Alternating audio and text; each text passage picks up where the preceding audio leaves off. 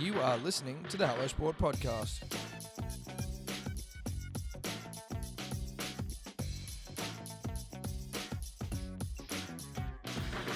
All right, welcome back to the Hello Sport Podcast. I'm unqualified opinion and unwavering bias. You find us in July. You find us again sitting in front of the golf as we podcast because Joaquin Niemann, who we predicted on about even to win the Rocket Mortgage Classic, is now in a three-way tie for the lead in a playoff. And so it's going to be on the background. We'll be paying attention to you, the punter and the dribbler, and the stories of the week. But we will also be paying attention to our bet slips, which is Niemann to win. And by we, I mean me, because Eddie didn't have him because he doesn't understand sport. On that, though, Edward, how are you? Good, mate. Like you say, we're in July, second half of the year. Yeah. Big, powerful things happen in the second half of the year. Back nine stuff. This is where dreams are made, punters and dribblers. Yeah. And you might mean, what do you mean by that? Well, obviously I'm talking about the Ashes. Obviously I'm talking about Manly Finals. winning their 9th ring. Those sort of things. Yep. Okay? Okay. Spring Carnival, baby. Okay. Am I going to pick the Melbourne Cup winner this year? I've got a feeling about it. Already? So that's what I'm talking about by Okay. back nine, motherfuckers. Back nine, big back nine. We're on the back nine here, punters and dribblers. We are on the back nine. Now, obviously everyone's in lockdown, at least if you live in New South Wales or in Sydney specifically, not New South Wales because it's only in Sydney. But that's you and I. That's DYOR Dave over there with his moustache. It's producer Matt over there unfurling cords like he's. Has he got a mo? You got rid of the goatee, didn't you? Yeah, it is. It's a flesh-coloured goatee, so in the wrong light, it. You doesn't. should grow a tickler. Yeah. Like a Robbo. Yeah. A soul patch. Yeah. I wouldn't mind that. Now, listen, we're getting off topic. We are. Lockdowns, Eddie. This one seems, if I can be honest with the Sydney audience, and feel free to tell me if you disagree, but I feel like this isn't as, maybe it's because we're already used to like COVID and shit, and when the first lockdown happened, everyone was kind of freaked out. This one seems far less intense. Like, I've had dribblers will hit us up from like fucking Queensland or Victoria and be like, hope you guys are okay in lockdown, man. I'm like, dude, I'm actually fine. Hey, like it's fucking, like obviously I'm a dad and I don't do much anyway, but it doesn't seem as bad. Like everyone's going out for walks and shit. I've been going out for heaps of walks. Yeah, I'm trying to remember last time we were in lockdown. Were people exercising? I think they were. They were, but like I remember last time it was like I wouldn't even, so like there was a period there where I think you were allowed, when you were allowed people over, I was like, my parents couldn't see Evie. She was a newborn. Like my family couldn't. My sister had just come back from the US for a couple of months, and that was when the lockdown hit. And it was like, sorry, you can't see her until these fucking things like there's too much up in the air. Like no, everyone was shitting themselves. Whereas now it's like I'll go for a walk and see my folks. Well, yeah. Well, that's the thing. Last time it was so unknown. People were legitimately shitting themselves. Now people are just like, we know it's not killing us, but we're obviously not wanting to. Like obviously it kills some people, but let's be honest of course, about it. It's of course it kills people. It's not the end of the world. No, it's hopefully. A harsh flu. Now, this isn't some anti-COVID conspiracy tinfoil hat fucking. No, it's not. We're just saying with the context that has been provided by the last 18 months. I think the people of this nation, Tom, feeling a little bit better about it. Correct. That's all it is. That's all it is. Now, so don't put words in my mouth. Don't you fucking put words in my mouth. Because my mouth's closed. Yeah. I've closed my mouth. Can't I'm do not. it. No. Can't do it. Can't do it. You're not force feeding me, motherfucker. No, you're not. No, you're not force feeding me. Well, you can force feed me if you want, but I'm on a diet. / my diet. Do you know what happened to me the other day? Just while we're on diets, I was. I'm never on a diet because it's too fucking hard. But I just try and like I was. But trying. are you? Do you? No, never. I've never been on a fucking diet. Have you ever announced to Steph that you're on a diet? Never, seriously. I'll take the piss. But like the one that you do where it's like you don't eat before midday. Is that a diet? I feel like that's just fasting. That's fasting. Intermittent fasting. Yeah, so it's not a diet. I was more just trying. That's more what I'll try to do. Where I'm like, I actually don't need to get up and have like fucking eggs. And you're just messaging on the podcast. We're 30 seconds in. No, it's 30 work. seconds. It's work. I know. But so I was like, fuck it. I'm not going to eat until like lunch or just in the arvo. And then Steph's mum, who's babysitting Evie, allowed to be around, just a carer.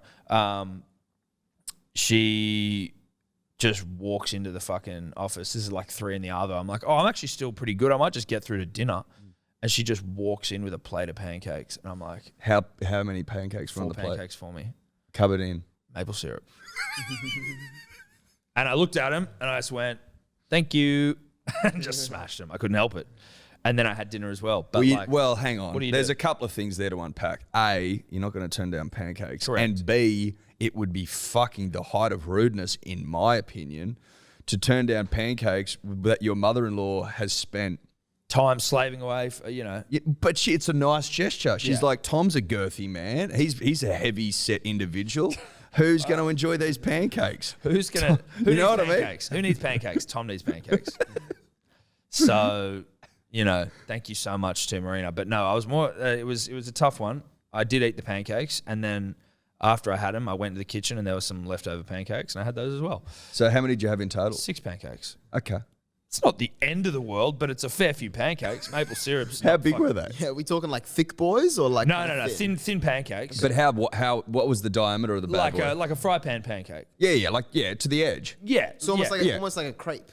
Well, no, thin pancakes. They're just. I don't know what the fuck. We were having this discussion with Kempy, I think, the other week. It's like a pancake for me is just a thin pancake. They can be thicker. Look, what you imagine a pancake to be, that's what a pancake is. Do you know what I mean? It's not a crepe and it's not a pikelet. Right. So it's exactly. Yeah. Like, exactly. We know what a crepe is. A crepe is a thick. You know what a crepe is, and you know what a pikelet is. Is a crepe a thick thing? Is that what a crepe No, is? crepes are thin. And crepes like you put stuff inside and fold over. But they're I don't know what they're made of. They're different.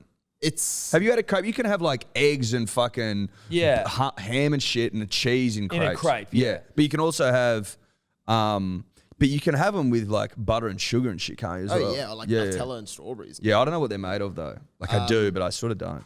It's flour, eggs, milk, water, salt. That might be different. Butter and margarine. And I think it's something about you have to let it sit and cool before, like after you've made the mix and before you actually fry it.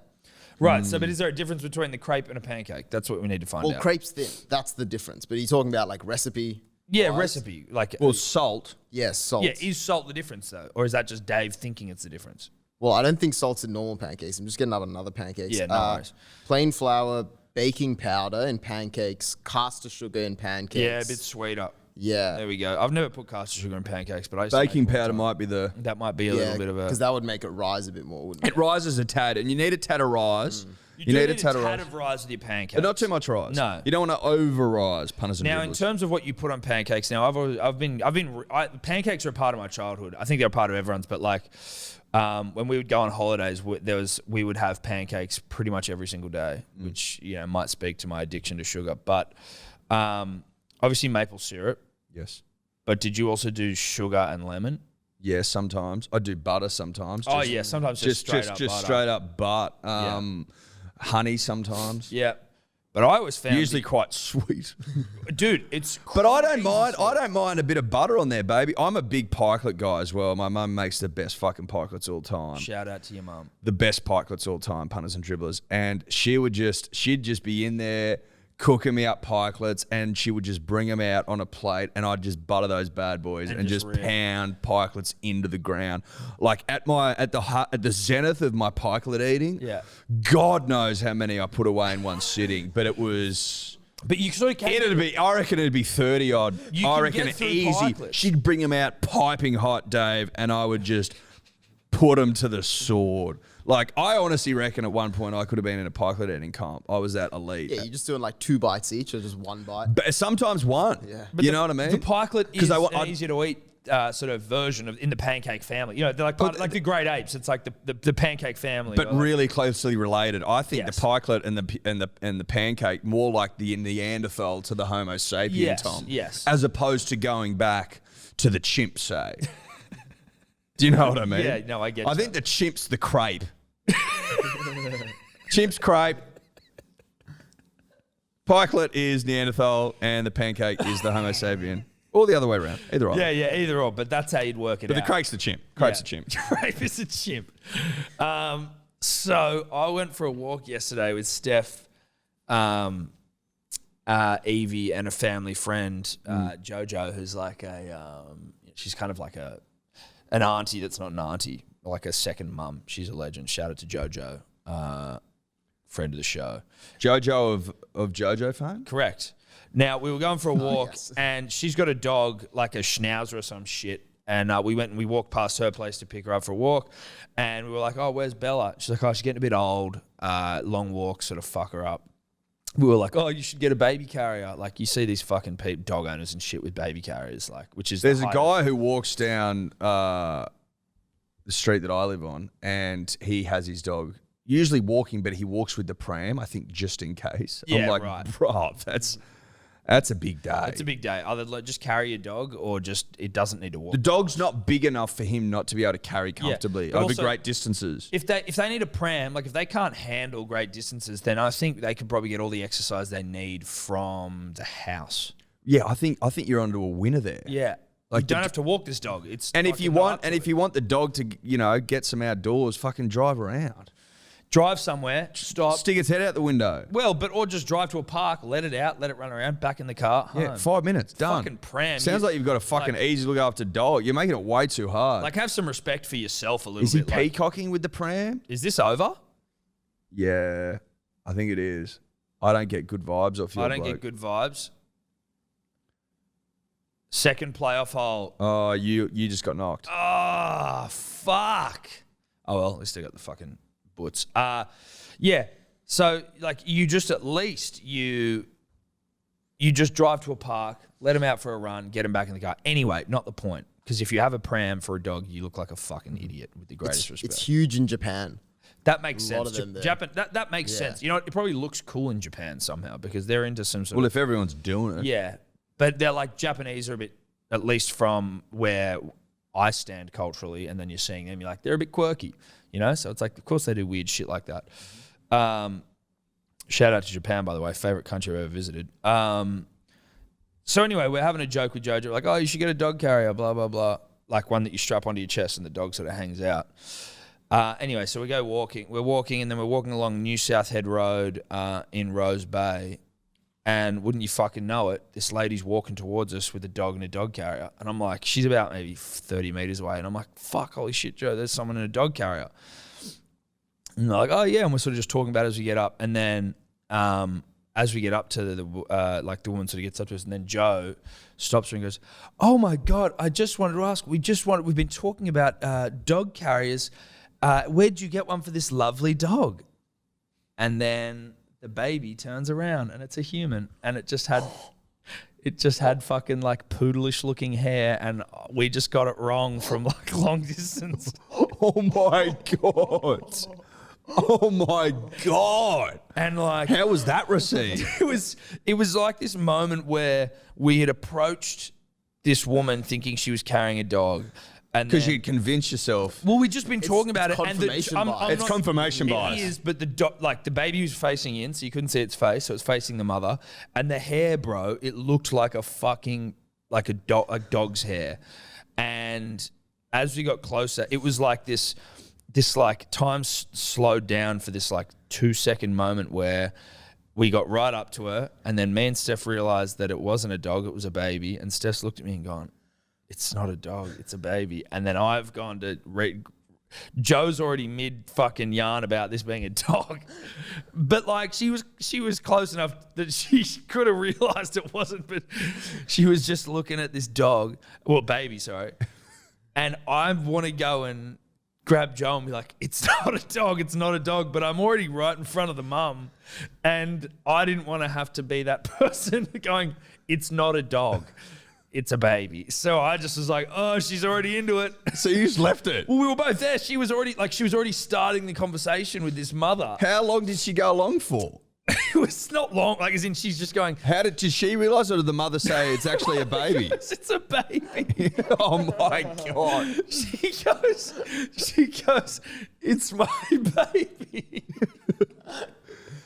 It would have been funny if she was just like, yeah, I know. That's what we call him as well. Yeah. Well, then the baby turns around and we're like, oh, fuck. And then we were just like, oh, so sorry. It was the hair. This woman's got no context to the fact we've been talking about fucking dog carriers or anything like that. And we're like, oh, sorry. It's very cute. Very cute. And she walks off, and then we were just pissing ourselves on the side of the road. I was like, that is one of the funniest fucking things. The mum was pretty cool about it, though. She had a laugh. She had a laugh. She's like, oh, no, it's a baby. It does look a bit like dog's hair, doesn't it? I'm like, seriously, it does. Like, it's misleading. It's misleading. Good for you, Tom. Yeah, so that was uncomfortable. But the other thing that happened on that walk, which was crazy, and this was... Shin splints again? No, haven't. But I have been running and my calves have not recovered. We'll see how we go after this podcast because you and I are going to go and fucking pound the pavement or grass because I got bad knees. So we went to the park and I saw for the first time Evie discover her shadow. So like we were at the park and she's running around, going crazy, like just having fun, kicking a soccer ball, very dexterous with her feet, and just running around having a good time. And then at one point she's running, the sun's behind her, so her shadow's in front of her, and she's just running in any direct, like in that direction, and then just stops and is just like looking at, and I'm like, what the fuck's going on here? She's like staring down at the ground, and then she starts slowly like walking backwards and just staring at the ground. And then I sort of get up to her. I've got a video of it once I realized what was happening. And I get up to her, and then she's looking at it, and she's like, and then she starts like trying to walk backwards, and it's following her. And then I go, oh, your shadow, Evie, it's your shadow. And then I'm like, it's going to follow you. And then she's like, got up enough confidence to think like, all right, I'm going to make a run for it and try and get away from this fucking shadow, and just turns and starts hauling ass back towards Steph. And I'm like, it's following you. And she's looking back and just seeing this shadow following her. She's like, and she just starts crying. She's like, ah! Oh my God. But I was like, fuck, that is like...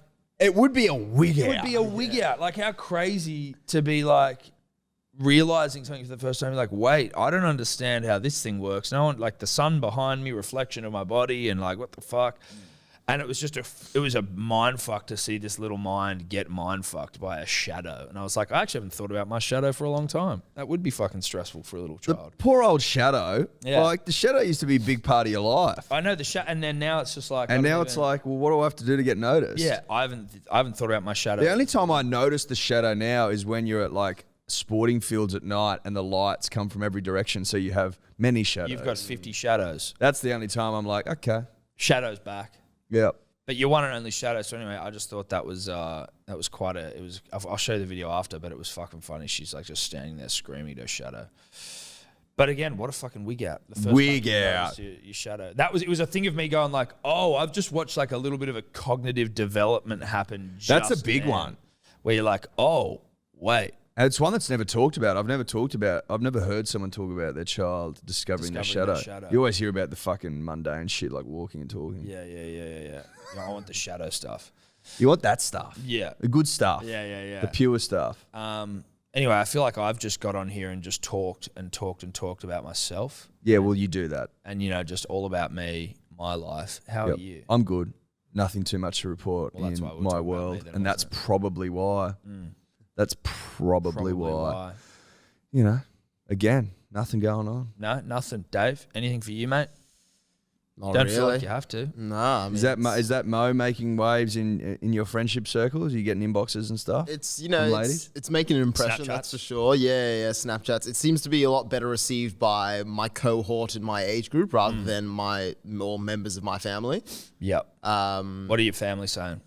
My family don't like it. My mum was pointing to Katoni Staggs last night and saying, oh, look, he's got a good moustache, but he doesn't have like a mullet as well. He's got nice short hair. You should do it like that. Show her the video and say, well, do you want me to do this? Yeah. Do you want to be more like a Tony? Exactly. She didn't really know what she was in for. Sit There. her down Yeah, and say, I've got Mum, do you want me to be more like this?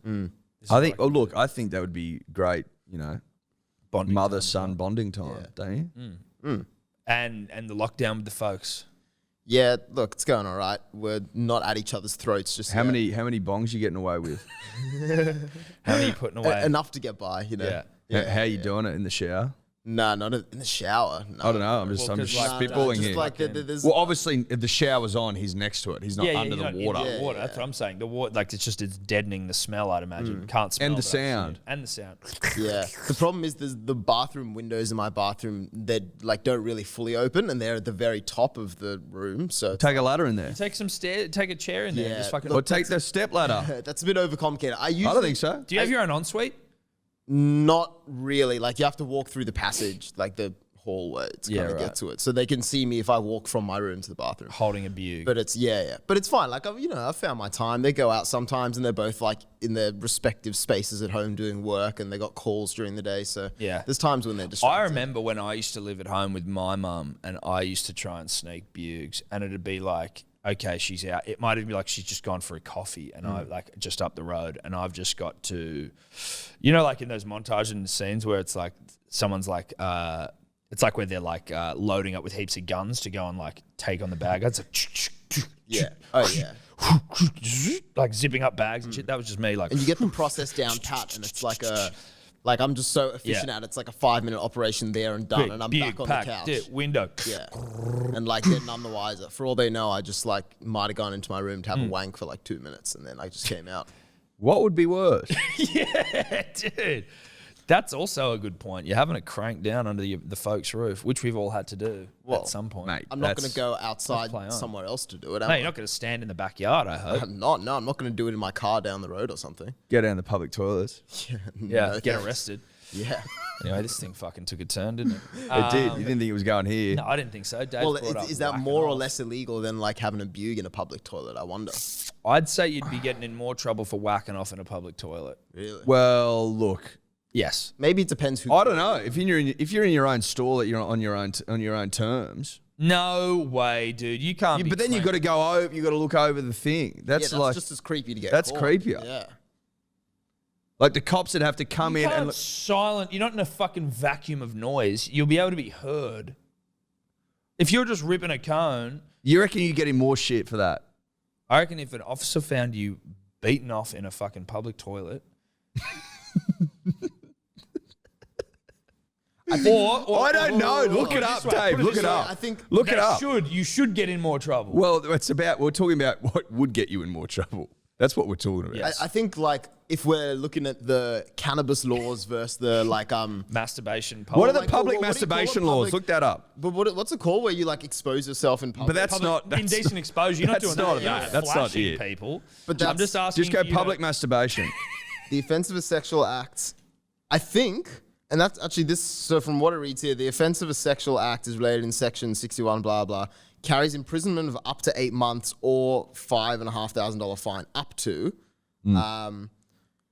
But it seems like this is covered under the same law as like having sex in public, because it's just charged under the sexual acts law. So like I could have been getting the same as like Dylan Brown might have got for chonging in the bathroom. Yeah, but see, like there's something less seedy about chonging in public than just by yourself whacking off in public. You know what I mean? It's like, mate, it's way less seedy. Whacking off in public by yourself is just like, dude, get it together. Like, find someone to fuck in public if you really have to do it, or just go home. Go home. But beating off in a public toilet is way worse than. And then so that seems like whacking off.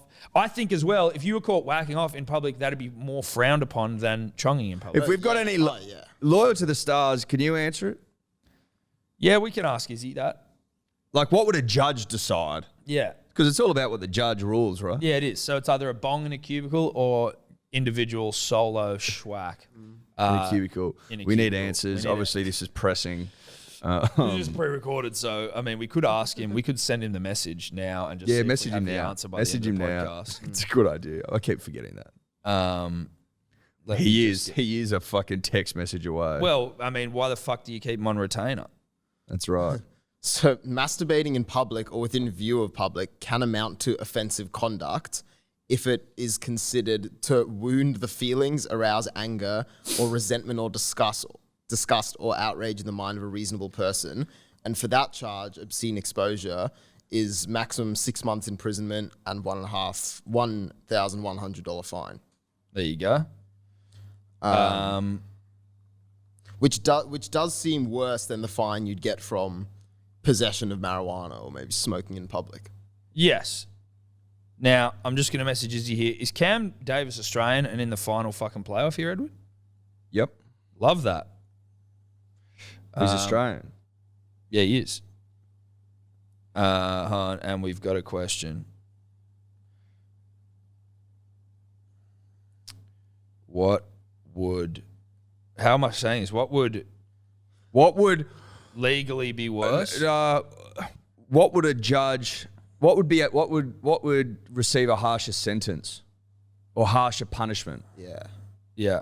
What would receive a harsher punishment in the eyes of the law? But I think you need to make it specific so there's just in a cubicle. Yeah, you're in a public toilet cubicle.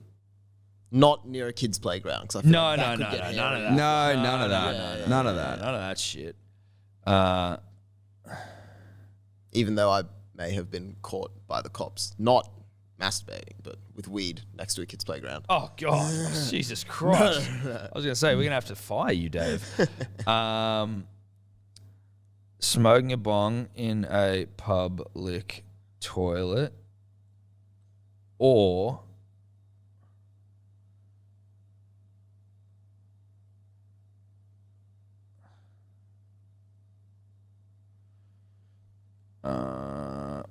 come on. World's slowest typer. I've just got to... And his phone's huge as well. I know, it's huge. It's a brick. I don't know how you walk around with that thing in your pocket. I like it, dude. Yeah, you must have big pockets. I think you need big pockets. Well, yeah. Do you find like the weight is unevenly distributed? Yeah, do you find that you walk with a limp? Where I have my wallet in my back pocket on the other side, so it balances me out. Okay, yeah. Do you find you limp though? No, because I got my wallet on my other side, so it balances me out. So you're like resistance training all the time? Yeah, well, it's just like, you know. How big's your wallet? Need to be 4 or 5 kilos. Fucking huge, dude. You that guy that keeps his receipts? No, I'm just George Costanza. Bro, I actually did do a clean out of my wallet like maybe a month or so ago and found a receipt from 2019 in there. Yeah, let's get a receipt. Thanks, mate. Yeah, thanks. Yeah, I might take it for tax. People that get receipts are sickos. There, I said it. If you're getting a receipt for your fucking coffee, $3.50 coffee, you need to fucking start thinking about the decisions you're making in your life because you don't need that receipt, mate. You don't need it. Waste of paper. Waste of paper, waste of time. Surely that's sent now. That's been sent off to Laura the Stars. No more messages from you. That was disgraceful. That was 5 minutes. About coffees and shit, Matt, do you want to go get some if we... Get a receipt. Yeah, get a receipt. Get a receipt. Have you got your card on you? Yep. No, I've got mine. You're up. Obviously, Matt. Get yourself one. Yeah. Oat milk, I'm all good, thanks. Oat milk. Oat milk. I love oat milk now, dude. I love it.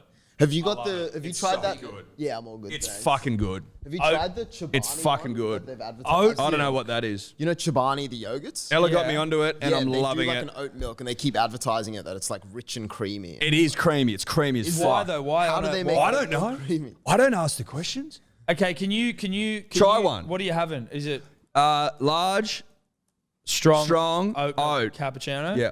get me just another one of those on top of it. So get 3 coffees from me. I'm just going to try it. If I fucking hate it, I don't want to have my coffees ruined for the morning. Ooh, did you know oat milk has the highest amount of calories and carbohydrates of all the plant-based milk varieties? Yeah, I don't drink it for the calories, bro. I drink it for the taste. Yeah, it's also not a milk because you can't milk a fucking... So 2 large, strong oat caps. Yep. Then I want to get a large, strong cappuccino and a regular long black. I'm obviously a milkman. Now, I say that because I enjoy a glass of milk from time to time. Yeah. If it's going, I enjoy it. We used to get like fucking 12 litres of milk a week. I still have one. I still have a Milo. I still have fucking a glass of milk with a Tim Tam. You know what I mean? I love milk. Sometimes I do find the milk in coffees can get a bit smacky for my stomach occasionally. Same. So Ella was like, why don't you try oat milk? I'm like, oh, I don't usually like fucking substitutes like almond and soy and shit. I don't almond fuck milk, with. soy milk suck. She's like, try oat. And I got to say, really enjoying it. So there you go. If you're finding milk a little smacky, try oat. That's the only one I would recommend. That's the problem with me where with like I would get, to be honest, I used to get a large cap, just straight up. Yep. Then it was like, you know what? Too much milk, too smacky. Need just a strong large cap, get a little bit of milk out, put a bit more coffee in. Yep. Then I was like, I'm still having too much milk here. So then it was just a regular cap, strong as you can make it, please, sir. Did you get 3 shots into a regular? Yeah. Oh, well, no, it would be the strong version of a regular as opposed to a strong large in a regular cup. Well, so a strong regular is just 2 shots in a regular cup. Yes. Whereas a strong large is 3. Yeah. You got less milk. Yeah. But then now I'm just back up to larges that are strong. Well, I was a big strong regular guy for a long time. I've gone up to the large strongs recently off the back of my discovery of oat milk. So I've got more room to move. It's less smacky on the tum. But I also don't want to run out too quick, thus going up to the large. The large, right. Yeah, it's a fair point. Does that make sense? Well, but then I also like to have then the long black afterwards because I feel like I still want more, but I can't have another milk coffee because that will fucking, you want to talk smacky, like that's fucking distended tummy situation. Mate, if you're you can't go back-to-back milk. You're asking for a fucking big down the john. You're asking for trouble. Asking for a long down the john. Yeah. Long day. You got to work them out as well. Nothing's coming easy. That's for sure. Good Lord. Is this the longest fucking intro ever? Potentially. Should we get into some sport? Let's talk some sport, Tom. So, Eddie, a bit of sport. There's a lot actually to sort of get through, I think, today. It's July, baby. It's July. We're right in the fucking thick of it. This isn't February, people. Obviously, there's a lot of rugby league. There's a bit of cricket, maybe some AFL, bit of biffs. Oh, a lot of biffs. Connor and fucking Dustin. Don't let us forget that. That's this weekend. Huge. So there's shit going on. I think first off, and I think a lot of people would think, oh, are you going to talk about the record-breaking fucking score from a certain club an Eagle-based club? No, we're not, actually. That's not going to be the first thing we talk about. The very real possibility that, 13 fucking Dragons players are going to be not able to play rugby league because they all went and breached the NRL COVID bubble by partying on at Paul Vaughan's place after their win against the Warriors on the weekend. Look, Tom and I have said it so many times that it's becoming annoying that I have to keep saying it. But you can't trust DMC clubs, and that sort of rhetoric flows all the way through. Yeah, that's not just a holistic view. That's it's at every individual point. That's board, coach, fans, players. Players aren't immune from that, mate. And it's when you're in the system, right? So it's like if you leave a DMC club, you no longer you become trustworthy once you leave. But is there anything more DMC than getting so excited about beating the Warriors that you go and have a house party? That literally 1 week into lockdown, it's not like we're in lockdown. It's been going for 6 months and you're just itching for a scoop. We're talking fucking literally at that point, I think 7 days, and they couldn't help themselves. Big Paul's gone, come over to my place. Come to Paul's. We pretend you're not here, but come. Yeah, we just beat the fucking Warriors, baby. Come on, baby.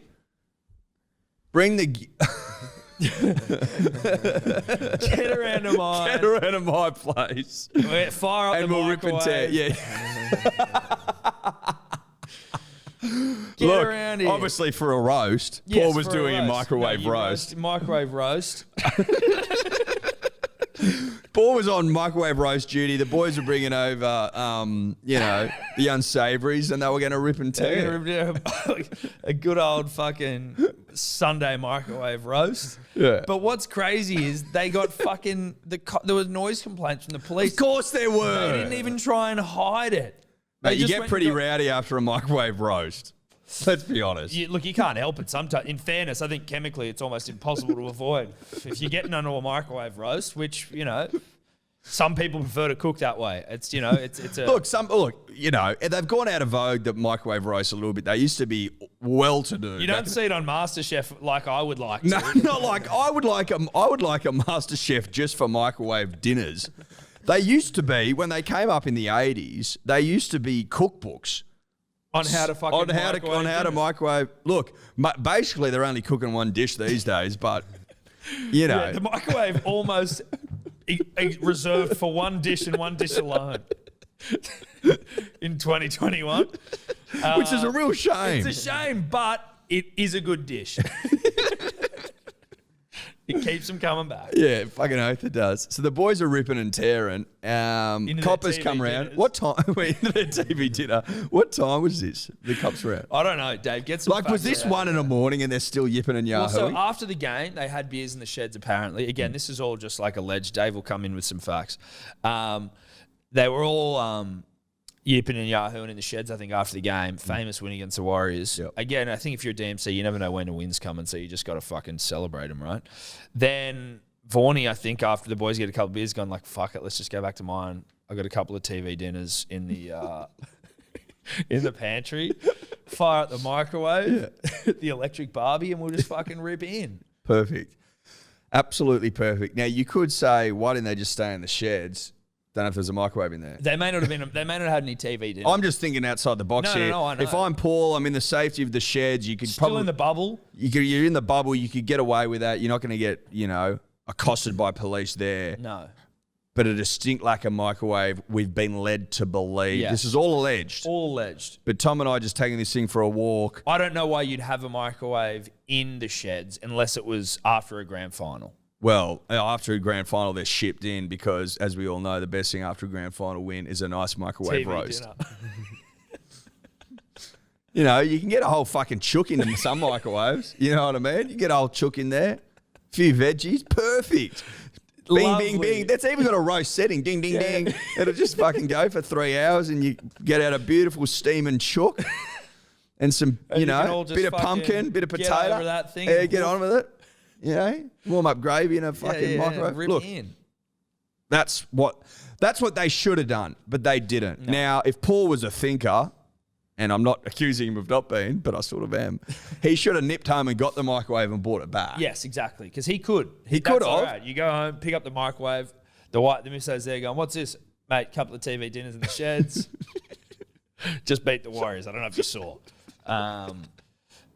Should have done that. Didn't do that, and that's on him. But now, how many players are out, Dave? They're looking at is it upwards of 12? Well, I think there's 13 that were involved. Jesus Christ. That's a run on side. They're big dick players.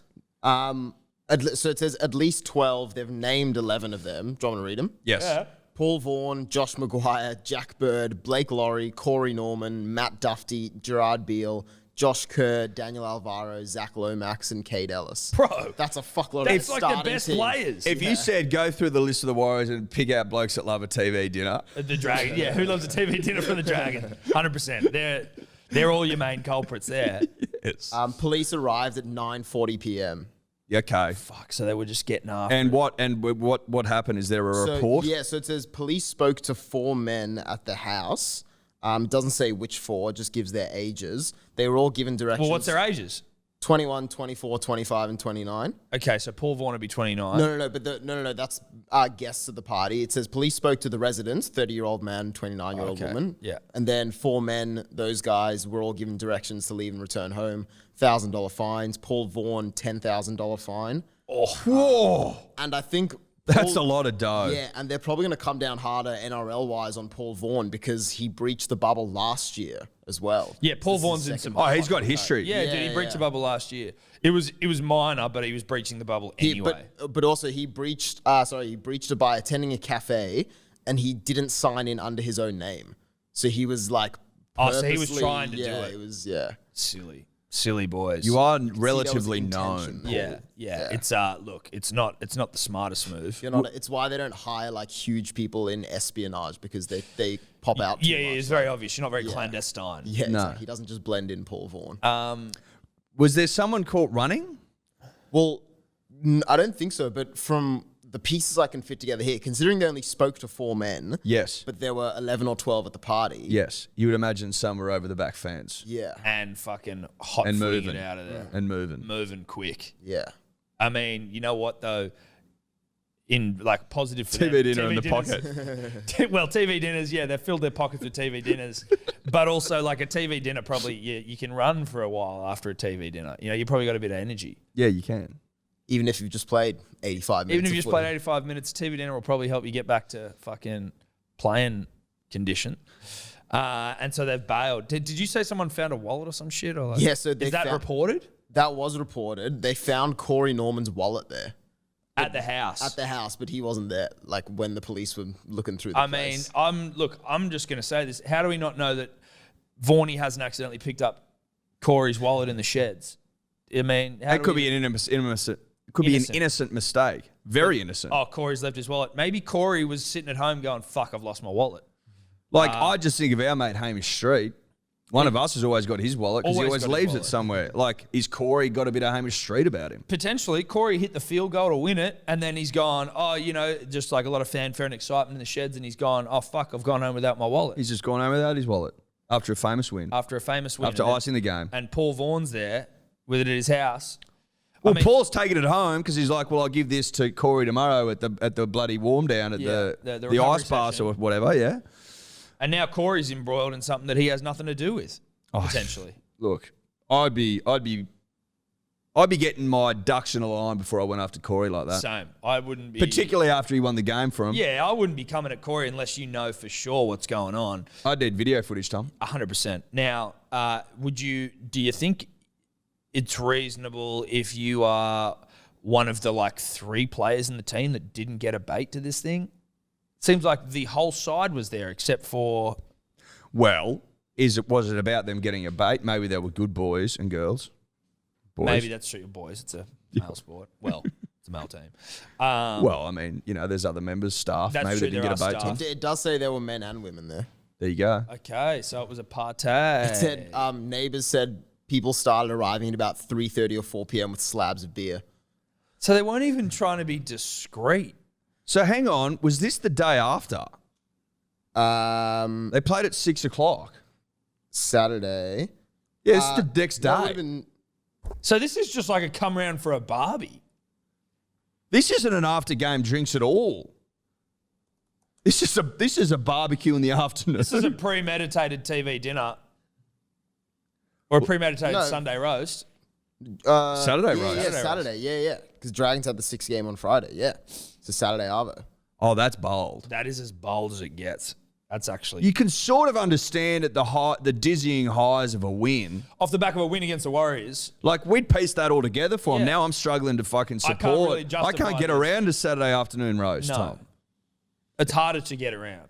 It's flagrant. Yeah, it's a flagrant roast. Interesting. Sorry, Matt, you've just arrived with the coffees. We'll allow you to come in here. Standing there. Oh, Jesus Christ, I forgot. I was like, fuck, what are all they for? Thank you. Thank you very much. Thank you very much. They had oat, I'm guessing. Perfect. All right, let's try this oat. Thank you. Large oat cap.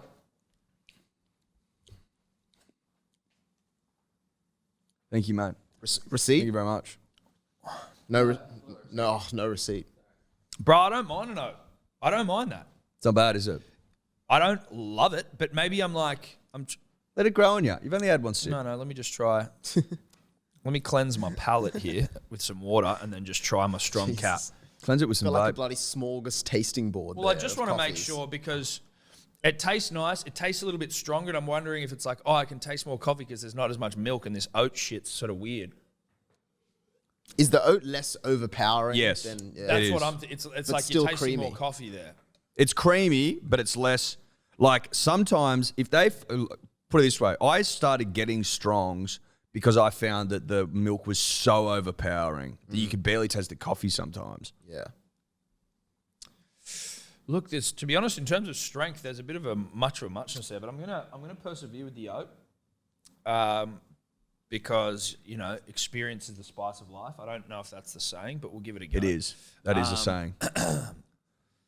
Anyway, thank you, Matt, for the coffees, and thank you to the Dragons for providing just a delightful little. Well, look, I think I speak for all punters and all dribblers, Tom, when I say that as a community, we were probably starved of a scandal for a Yeah. little while, and I Yeah. think we needed one. And as always, the rugby league gods deliver a scandal when we most need it. Yep.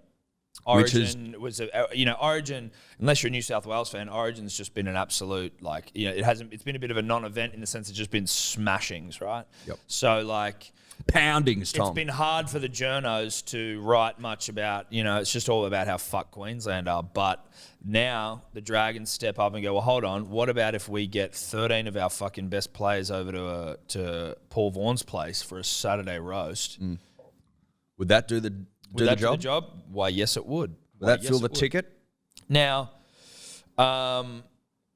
They are potentially going to be fucking... I would be surprised if they aren't all suspended for at least a while. Not only from like a punishment standpoint, but I think just purely on COVID rules, they have to be like fucking isolating for 14 days or some shit to then like know they're sweet to come back. I think... Because there were people outside of the bubble at the place. I think they'll take a leaf out of New South Wales Health, won't they? Whatever... Yeah, but there's like protocols within the NRL to like that they need to satisfy to make sure this shit doesn't like so that they don't if one of them if there was COVID at that party that then they don't go and bring it back into the NRL, whether it's officials or blah blah blah blah blah. So the possibility, Edward, is that in a little over 2 or a little under 2 weeks' time, Friday I believe will be the date, Manly take on the Dragons. Is it at Brookvale? I think it might be. Yeah. And they might have no players. And I mean, like, just based on recent fucking history, that could be the first fucking 100+, Manly 100+. I'm not ruling out, based on what you've just said, Tom, Manly at least 100-0. Now, the smart punter would be on the blower to blue bet now going, I'm prepared to roll the dice. Yeah. Players or not, 100-0's on the cards, I think. Do you know what's pretty cooked for them as well? Is that not just those players that are out, but Ben Hunt, Tarek Sims, is that all their Origin players? But anyway, those two would have played 2 nights before in Origin. Yeah, so they couldn't even play either. I'm liking the Oat Milk. They won't be able to play either, or they might have to play. Yeah, they might have to back up. But either way, they'll be, broken. So Ben Hunt and Tarek Sims not there. Or McCulloch. Or McCulloch. Well, if McCulloch gets picked. Yeah. Smart, though. That's an Origin head. Yeah. They know the fucking the pitfalls of a roast dinner. Yeah, you know what? I'm not going to go and have a fucking TV dinner at Paul Vaughan's house. I'm going to go and get 30 grand to play one Origin game. Yeah, exactly. Thank you very much. Thank you very much. Well, I guess that could move us on to State of Origin a little bit, Eddie, and the New South Wales team. The Queensland team might get announced this morning, Dave, while we are here. Yeah, I'll keep on. I hope it does. I hope it does. But what Interesting, do we make? Tom. So Luai and Cleary both out, which is not great, obviously.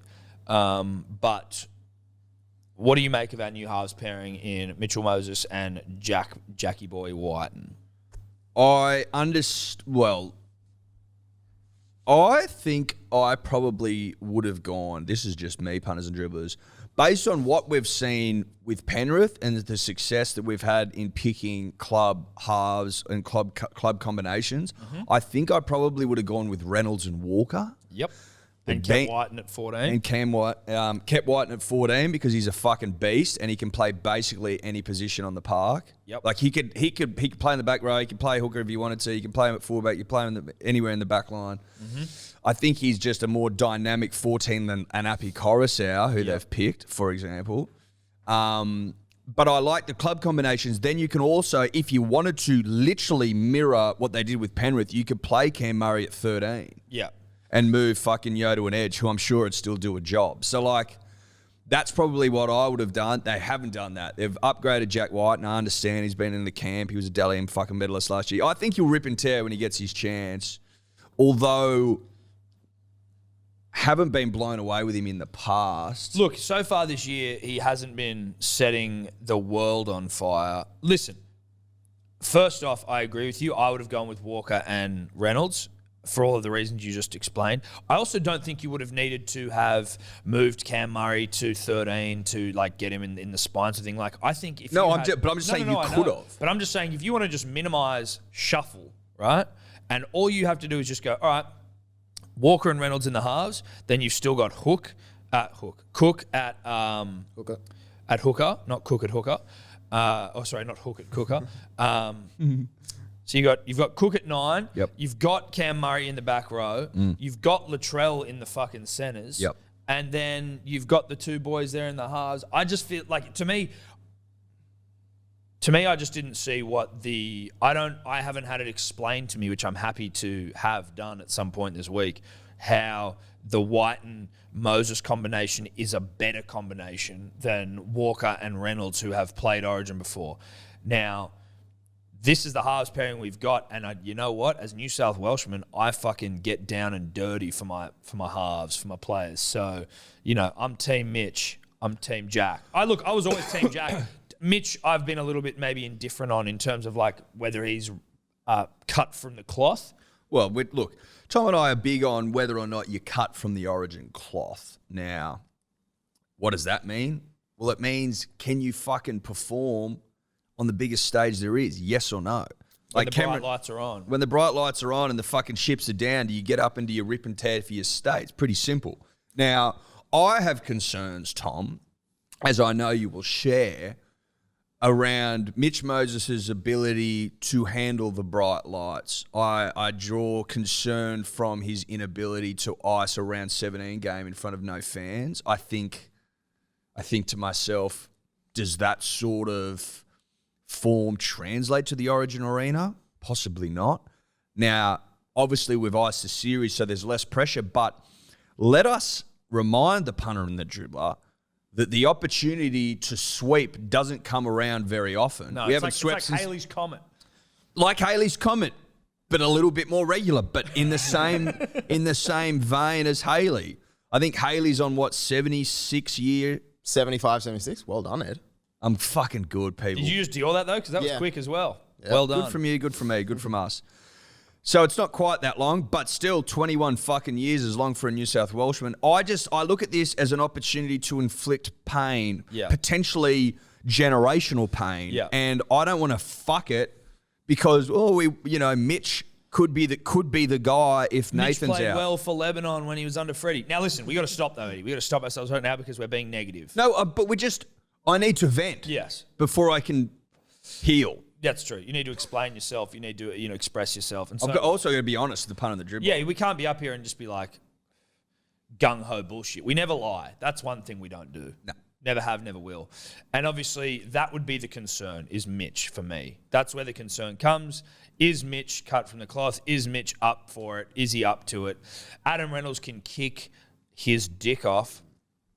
And I am trying to work out how much of my concern about Mitch is to do with my deep-seated disdain for Parramatta.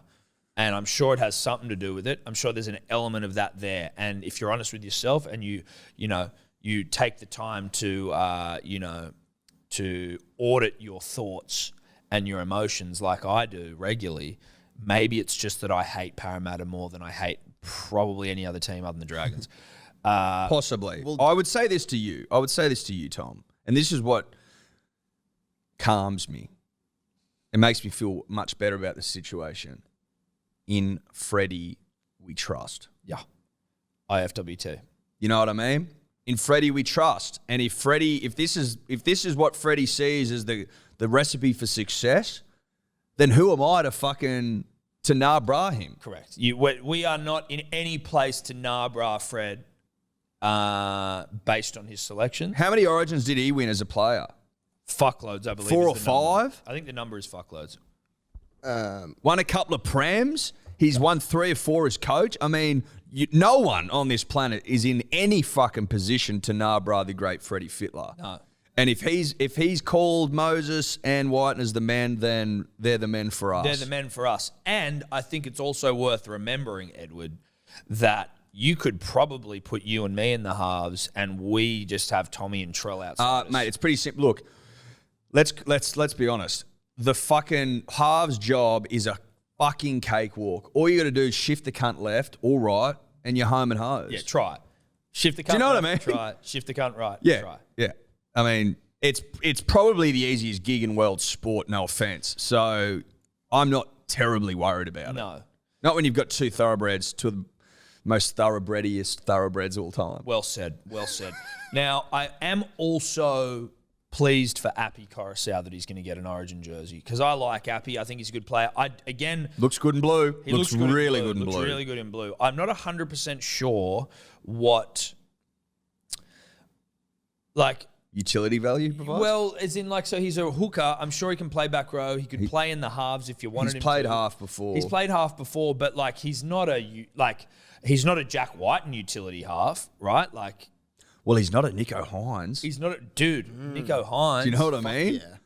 like you want to talk about blood in the next stock. I'm like, who's Nico got to suck off to get a fucking spot on the bench? Obviously, Freddie. Well, because that 14, wasn't that going to be Pappenhausen's spot as well? Yeah.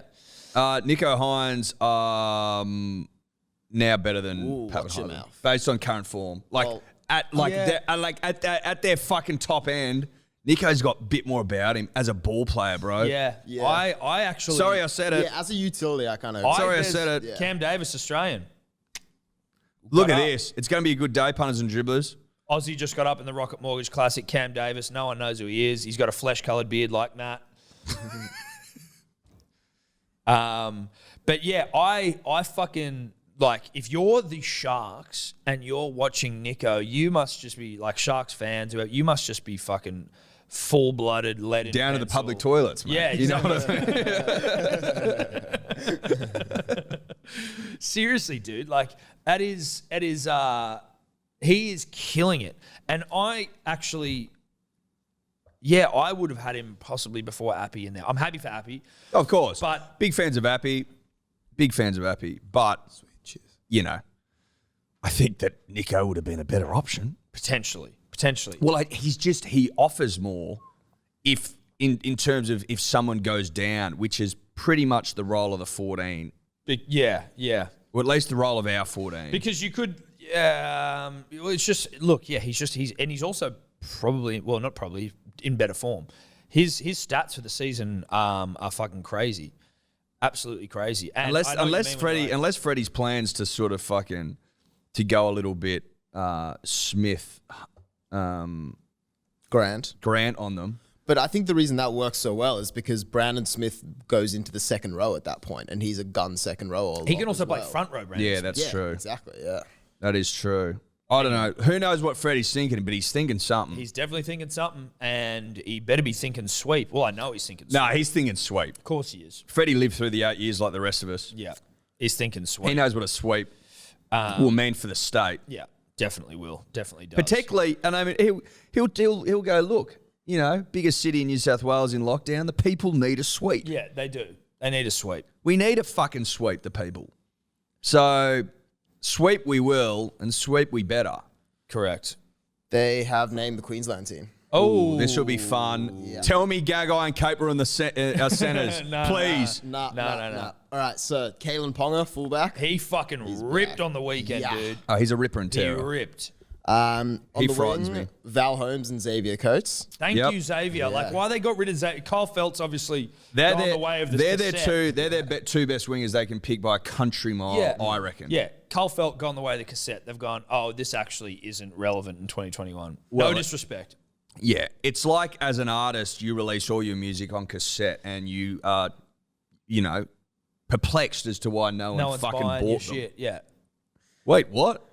And that's, again, with the greatest respect to Kyle Felt, but he's not up. It doesn't look like he's... Well, he's a cassette, Tom. He's a cassette. I got Spotify now. Yeah, he might have been a good player in the 90s. Sure he would have been. When cassette was king. When cassette was king, but not when you've got fucking digital, not in the digital world.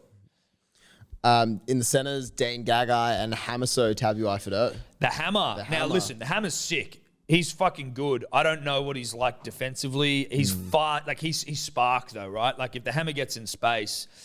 Did you see on the weekend the try he almost scored? Who'd the Cowboys play? Knights. So he got the ball on the edge, like on the wing, and Ponga has put a shot on him as he throws a chip kick in, the hammer. He gets bunted like 5 meters out over the sideline, keeps his feet, keeps running. And then gets there's already a fullback coming to get the ball that he's kicked. And then he comes and he fucking burns past the fullback who's coming across, gets back into the field of play, gets the ball. And then as he's putting it down, just his foot drags on the ground. Like the guy is a fucking firecracker. He probably had to take like a 10-meter detour after he got bumped by Ponga and still managed to beat the fullback to the ball. Mate, I think that's smart footy picking him. I like it. I mean, I am curious as to whether he's got the defensive capabilities to handle a fucking Tommy or Trell, but he's certainly got the spark. Yeah, look, I don't watch enough fucking Cowboys games to know how he goes in terms of his ability to defend. I do know that we put 50 on him. That's all I do know. I don't know. Yeah, but we put 50 on everyone. I know we do.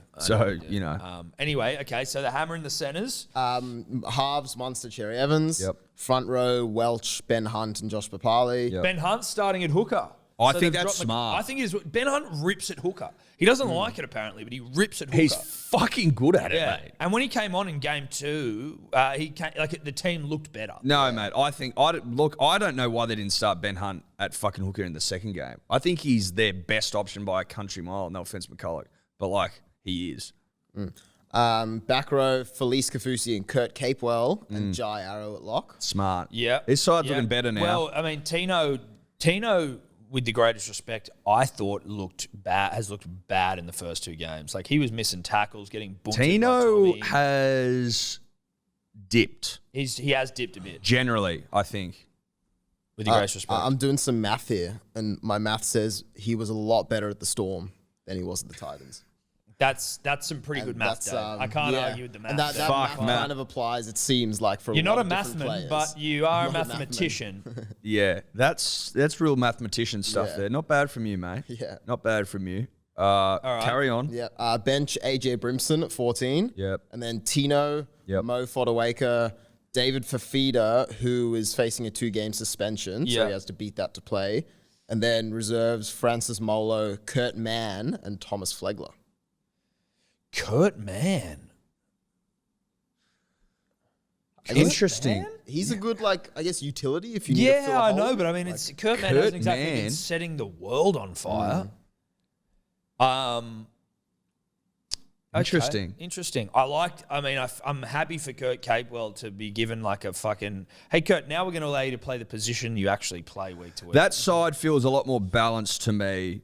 It's a way better side. That's the best side. Easy. All season. Helps when you got Ponga in the one jersey. Yeah, fuck yeah. Dude, that's a dangerous side. And Ponga came back for the Knights and fucking ripped, dude.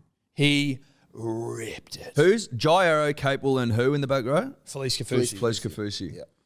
They're all dependable players. Good It was more where Tino and Fafita, they haven't got themselves to the point where they're dependable, reliable throbbers. They have greatness in them and bit green.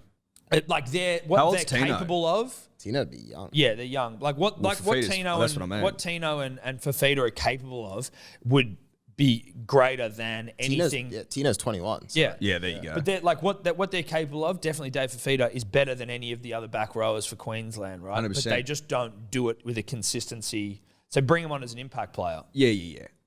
100%. They don't rip and tear.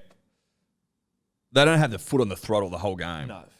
I have also a little announcement that our mate Christian Welsh, who obviously we smoked in this Origin bet, I sent him on Twitter, one of the fucking dribblers tagged us in something that Christian was just answering he was just answering tweets from people, and someone was like, "Oh, are you a punter or a dribbler?" And he's like, "A dribbler, but fuck those HSP dogs. They're so lippy. Manly's up, blah blah blah." And then I was just like, "So have you got those tickets set aside for us to sit next to your mum and dad for game 3?" He was like, "Yeah, come on down. You just got to promise to wear neutral colours." So if we're allowed to, we'll go to Newey. Oh fuck yeah, we'll go to Newey, but we just can't wear blue. I can give you some Storm jerseys. I'm gonna fucking glass. Are you I can't wear a scarf?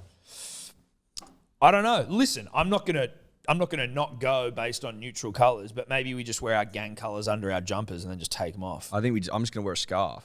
That's subtle enough. I'm not being overt for it. No, that's elegant and understated. That's elegant and understated. I'm not taking the piss, but also fucking repping my colours at Newcastle. Yeah, what the fuck? That's fair. Or we could dye your eyebrows blue or something. Tasteful. Well, something subtle, Tom. Yeah, something subtle and just as a something borrowed, something blue, in the wedding sense. I'll do my eyebrows. You do your beard. Yeah, all my pubes. You don't have any. Don't have any. Manscaped. Not a sponsor today. But still, we rep you. We still rep you. Promo code dribblers. So yeah, we are going. Let's get on to Newcastle. That's almost locked in. I'm hearing. I think so. I think that's a tremendous call. It's a tremendous call. Yeah, it'll be sick. I like that they're taking these games. obviously they've been forced to, but there's something about having them at these like sort of like regional towns that's fucking sick. Dude, Newcastle will be heaving. Newcastle love fucking footy. Like Newcastle just as a place, like it's a footy town. They're obsessed with footy. That's all they care about. They will be absolutely foaming at the butthole to get Game 3, a potential sweep in Newcastle. Joey will be there, fucking, You know what I think they should do? I think that they should have so at the moment they've got like a 3 neutral ground rotation. It's like Melbourne, then it goes to Perth, then it goes to Adelaide. I think they make it a 4-year rotation, and in the 4th year it goes to a Townsville or a Newcastle or Canberra or something. Look, I don't mind that. I think obviously financially it just doesn't make sense. Yeah, but it's one game every 4 years. Do you know what I mean? Yeah, but if you're in the business of making money, but it's not like then. But they move games to regional towns all the time. Not Origin games, dude. No, I know, but it's the fucking Newcastle's still 35,000. It's not tiny. No, it's not tiny, but it's not 80,000. No, it's not. But I'm like, give back. That's what I'm saying. It doesn't need to always be about money, Tom. Yeah, look, I get it. You got to give back to the people. I'd say that for regular season games, I think for your showpiece, for your crown jewel, for your magnum What, every opus. 4 years you got a problem with it? I don't have a problem with anything. I'm just saying that if it's the showpiece event, you want to have it would be every 8 years. You want to have the biggest stadium sold out completely with Blatchies, Blues, and fucking. But you still get everywhere. that. You still get that. Yeah, but And it's not like they're not going to make a profit. There's always a game at ANZ. There's always a game at Suncorp. Always. look, I'm not saying no. I'm also not the decision maker, though I do have the ear of the king. I'm just saying. Look, do we sit on his right? Yeah. Yeah, we do. But look, so if all goes to plan, we will be there sitting next to Christian Welsh's parents for Game 3, which will be funny as We also might get a limo up there. No, we definitely will get a limo up there. In fact, we will get a limo up there with the Pride Boys, and then they can watch at the pub. Yeah. Yeah, a couple of TV dinners. We're definitely getting a limo up there. Yeah, no, we definitely get a limo up there, for sure. And unfortunately, Dave, there won't be a ticket for you, but you can ride in the limo. You can come in the limo. You can film it, and then you can watch it on your phone and sit in the limo. But you're also welcome to buy your own ticket and sit by yourself. That's also possible. If we can arrange for a ticket for you to buy for yourself. Thank you for including me. Yeah, No, you're included in the limo. Yeah. And also, We actually might get you to drive the limo. Dress him up in a limo, drive yourself. But he doesn't. He just sits in the back with us. But he's dressed. Yeah, he's 100%, and he opens the door for us and shit. And then after the game, I'm waiting with a sign. Yes, Yes, dude, that's great. But again, you're not driving. No, you don't actually drive. No, But you open the door for us. you definitely open the doors for us. Yeah. And what you've got to actually do, though, is he's got to get out, close the door, and then open it again for us. You know what I mean? You can't just like get out for it. You know what I mean? Of course, Yeah, bro. yeah. What the fuck are you talking about? It's got to be done properly. It's all for aesthetic. He's got to get out, run around to our side, and open our door. God, I hope we're out of lockdown. I know, dude. Fuck, I'm like now. When is that? Oh, it's Friday. It's not that long away. No, well, so it's next But Wednesday. Yeah, like Is lockdown going to end on Friday when they said it is? I don't know. A lot of people don't think it will. That's so shit. Let's see. We'll see. Pray to the gods, a rugby league. Pray to the gods of rugby league that we get to do this because that will be so much fun. Now, other rugby league issues, Eddie, topics, things to cover off on. Oh, hold on. We got a response from Lloyd at the Stars. Okay, good. I've been waiting for this. This was obviously from the start where we were talking about what's criminally more frowned upon, smoking a bong in a public toilet or having a schwack in a public toilet. Again, nowhere near like fuck. I don't think we need to preface Well, that. he said it, dude. He put it in my head. All right. Excellent question. Would depend on the circumstances. For instance, masturbating in a public toilet would be considered worse if you're in the toilets adjacent to a playground. Great point. If it was a public toilet in a pub, it would probably be worse with the bong. I'd advise against both. That's what he gets paid for. That's what he gets paid the big bucks. But if one of the P's and D's had an itch that needed a scratch, I'm happy to represent. The masturbating in a public toilet would be met with a more severe penalty. Public indecency judged harsher under the law than possession of an illegal substance. These are the type of questions that get me up on a Monday morning. All right, punters There we and go, we put dribblers. that to bed. Look, they put it to bed. Advise against both, but But if you're going to do one, smoke the bomb. smoke the bong. There you go. There you go. Look, Legal advice. he earns his money. Free legal advice to the punter and the dribbler. We pay for that advice. But like he does earn his. He does it's earn his money. Some people said to us, 10 grand a month. You don't even fucking need him. We're like, bro, we need him. we clearly need him. We need him. Clearly, we didn't know what to do there. Now we just smoke bongs in public toilets. Just pay for itself. That month's paid for. That month's just paid for. Eddie, on the weekend that just passed, Oh yeah. Manly Yep. scored 66 unanswered points in a game of rugby league football to basically set a club record, the most points we've ever scored. Ruben Garrick, of hottest player in rugby league fame, equaled Manly's highest ever points in an individual game at 30. He scored 30 fucking points to go with his 28 points last week. Manly also has now gone 50 points consecutive, 3 consecutive weeks. Now the snack Ruben Garrick. Fun fact for those playing along at home: he's got the highest points in the NRL. Yep. But he's also the second highest point scorer in Supercoach. So he's having one of the fucking great seasons all time. Really? Is Yeah, he the yeah, second highest? So is he worth a fuckload in Super? He's worth a now? fuckload as a winger. He's worth like 800 grand. Is he? Something like that. Fucking DYOR. oath, Rubes. But the snack now, the punters and dribblers might be sitting at home going, well, how the fuck's he done that? How do you fucking think he's done that? He put a P's and D's hat on his head. The rugby league gods smile upon him, and now he's ripping and fucking tearing. Yeah. And he's also just re-signed with the club. He has. Ruben re-signed, Brad re-signed, Kepi re-signed. Yeah. So we're building something real good. But he scored 28 points last week, and then so he scored 50 fucking 8 points. Thank you, maths. I was like, wait, I'm about to have a fucking panic attack here as I can't add 58 points in 2 weeks. Top of the fucking thing. Tommy Turbo scores 3. Saab scores 3. Dude, I tell you what absolutely broke my heart, not to get negative in this game, but the referee, the bunker, robbing us of one of the greatest fucking rugby league moments when Tommy Turbo passes to Burbo for his first try in the NRL, and they take it back 400 fucking meters for some obscure obstruction, which it wasn't even an obstruction. It wasn't an obstruction. Avarillo could still get to him. Look, By the letter of the law, he ran fuck around. off, Dave. The play wasn't impeded. The play wasn't impeded. Fuck That you. should be an obstruction.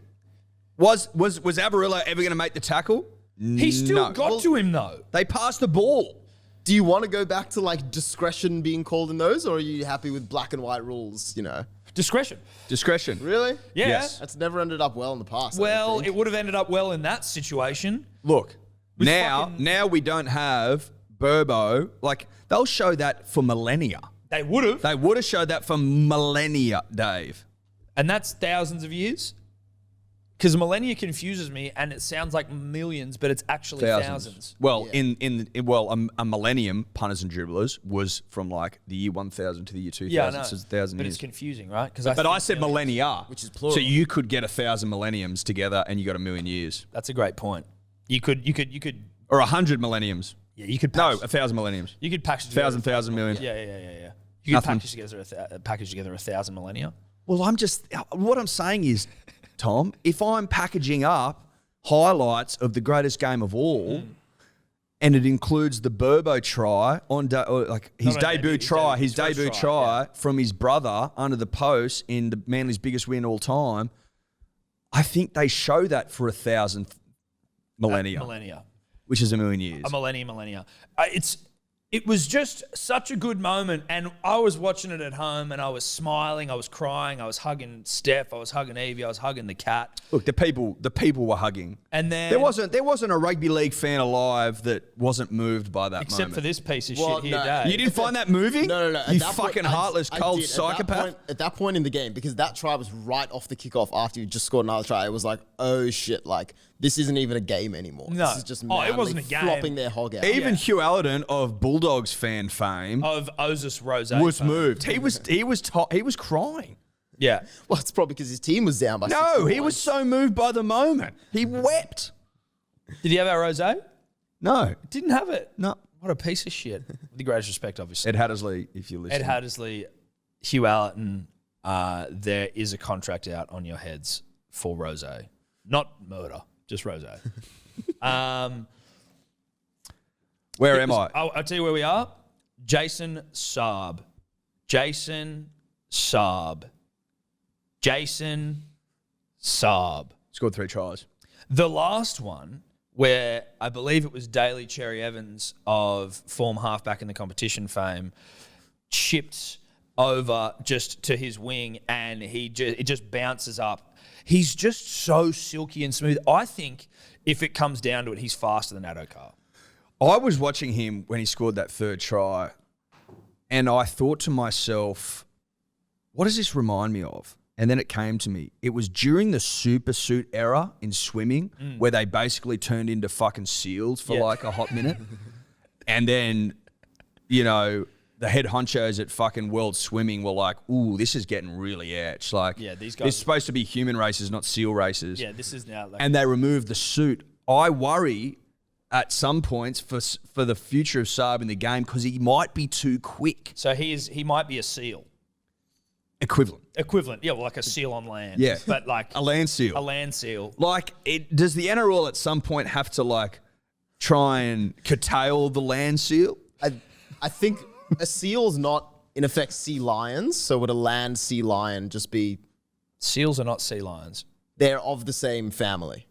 Sure, they might be the same family. I don't think a seal is a sea lion, are they? Some seals are. The Galapagos fur seal is actually a sea lion. Well, I mean, you've got that fucking computer with the access to the world, so you're I gonna... knew that from when I went to No, the yeah, I club. could see that was in your brain. That there. wasn't my that brain. was a fact you just dropped was there. it, yeah. But seal, sea lion, are they common ancestors? It's like pikelet, crate, pancake situation. The difference is sea lions have like more, have more flexible, More like, mongrel? thingies, like fucking, what do you call Sea these? lions got Flippers? mongrel. A bit more fins. Flippers, like, they dorsal, can like, not dorsal fin, you flippers. yeah, flippers. They can maneuver themselves on land and stuff. A seal is essentially just like a log of of blubber. like... When yeah, I said land seal, I obviously meant as quick as a seal is in water, but on land. Yes, that's what we're saying. I'm not talking about a fucking land, like seals on land are shit Yeah, out. seals on land are nut truckers. No, exactly. That's not what we're about here. That's not we're what just I'm about. saying as fast as a seal in water on land. on land. And even then, we might be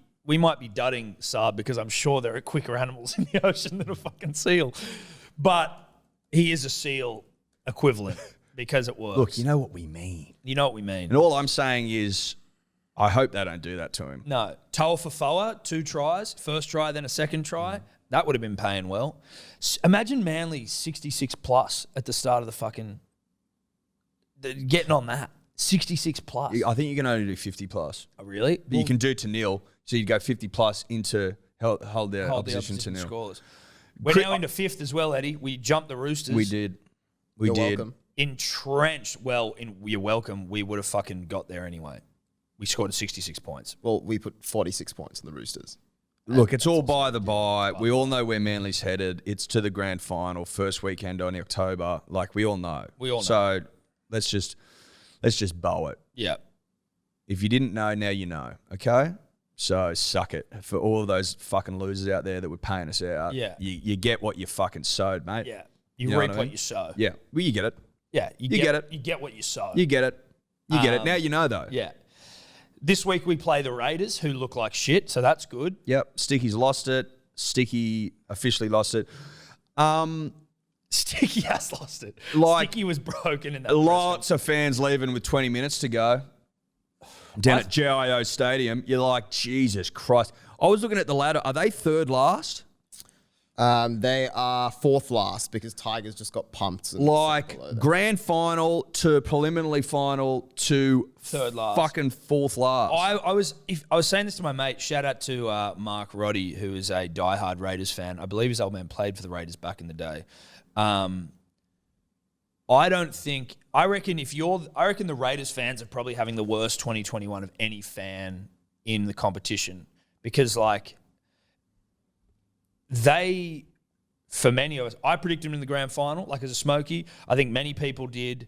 And not only are they not going to be in the grand final, like they suck. Like if you're in the bottom 8, right, your teams, you were never probably expecting grand finals for your team this year. For the Raiders, not only did you expect that, and not only are they not delivering, but the club's imploding. Everyone's leaving. Ricky's fucking meltdown central. It's bloody nuclear, nuclear meltdown in Canberra. Yeah, like your season's fucked. It's not just we're not going as well. It's like the season is fucked. At what point do the government, Tom, need to consider like a Chernobyl-style fucking concrete tomb just to put over Canberra just in case? Well, I mean, you could do an exclusion zone. Or do you think like in the Simpsons movie where they put the big glass case over Springfield? Is that do you know to keep the radiation in at Chernobyl, they built like a giant concrete fucking tomb. Dome sort of thing. Yeah, exactly. That's been upgraded a couple of times since. I'm just sort of like, do we get ahead of this thing? Do we build like a pyramid one of the Great Pyramid over the whole of Canberra and just have it like entombed in a pyramid? And then you're also getting something like to go and look at as well. Yeah, and there's like a little door. And you can come in and out if like it's not advised. Well, you've got clearance, but it's like you're probably only people from Canberra allowed to go in. And you'd have to be wearing PPE, like hazmat suit. 100%. Yeah. But then once inside, like there's sort of like an artificial sun, and you've still got your fucking your great design city, and you can still drive around in circles, and there's still big roundabouts and shit. Like that's still all there, but it's just entombed. Yeah, right? it's just covered in a huge pyramid. And it's like, don't go here because a meltdown is happening at some point, right? Like we know this. It's just. Or are we watching one now? Is he melting down in front of our very eyes? Yeah, but like I think it's that point where it's like the signs are being ignored by the technicians at Chernobyl. It's like these are signs that can't be like it's gotten beyond the point of saving it. Yes. So we're just waiting now for it to explode. Well, I think meltdown is imminent. Well, yeah, there's two possibilities happening. Obviously, a slow meltdown, which is what's happening, which is different to a explosion, which is what happened at Chernobyl, which could be triggered at any moment. That's it. But if it doesn't happen, the meltdown will just continue. The meltdown will continue till the explosion. Does that make sense, punters and dribblers? I think so. Good. Poor old Ricky. Poor old Ricky. Poor old stick. But we take them on. We won't have Turbo and Daly, but they won't have White nor Papali. Not that seemed to make a difference even when they did have them, with the greatest respect.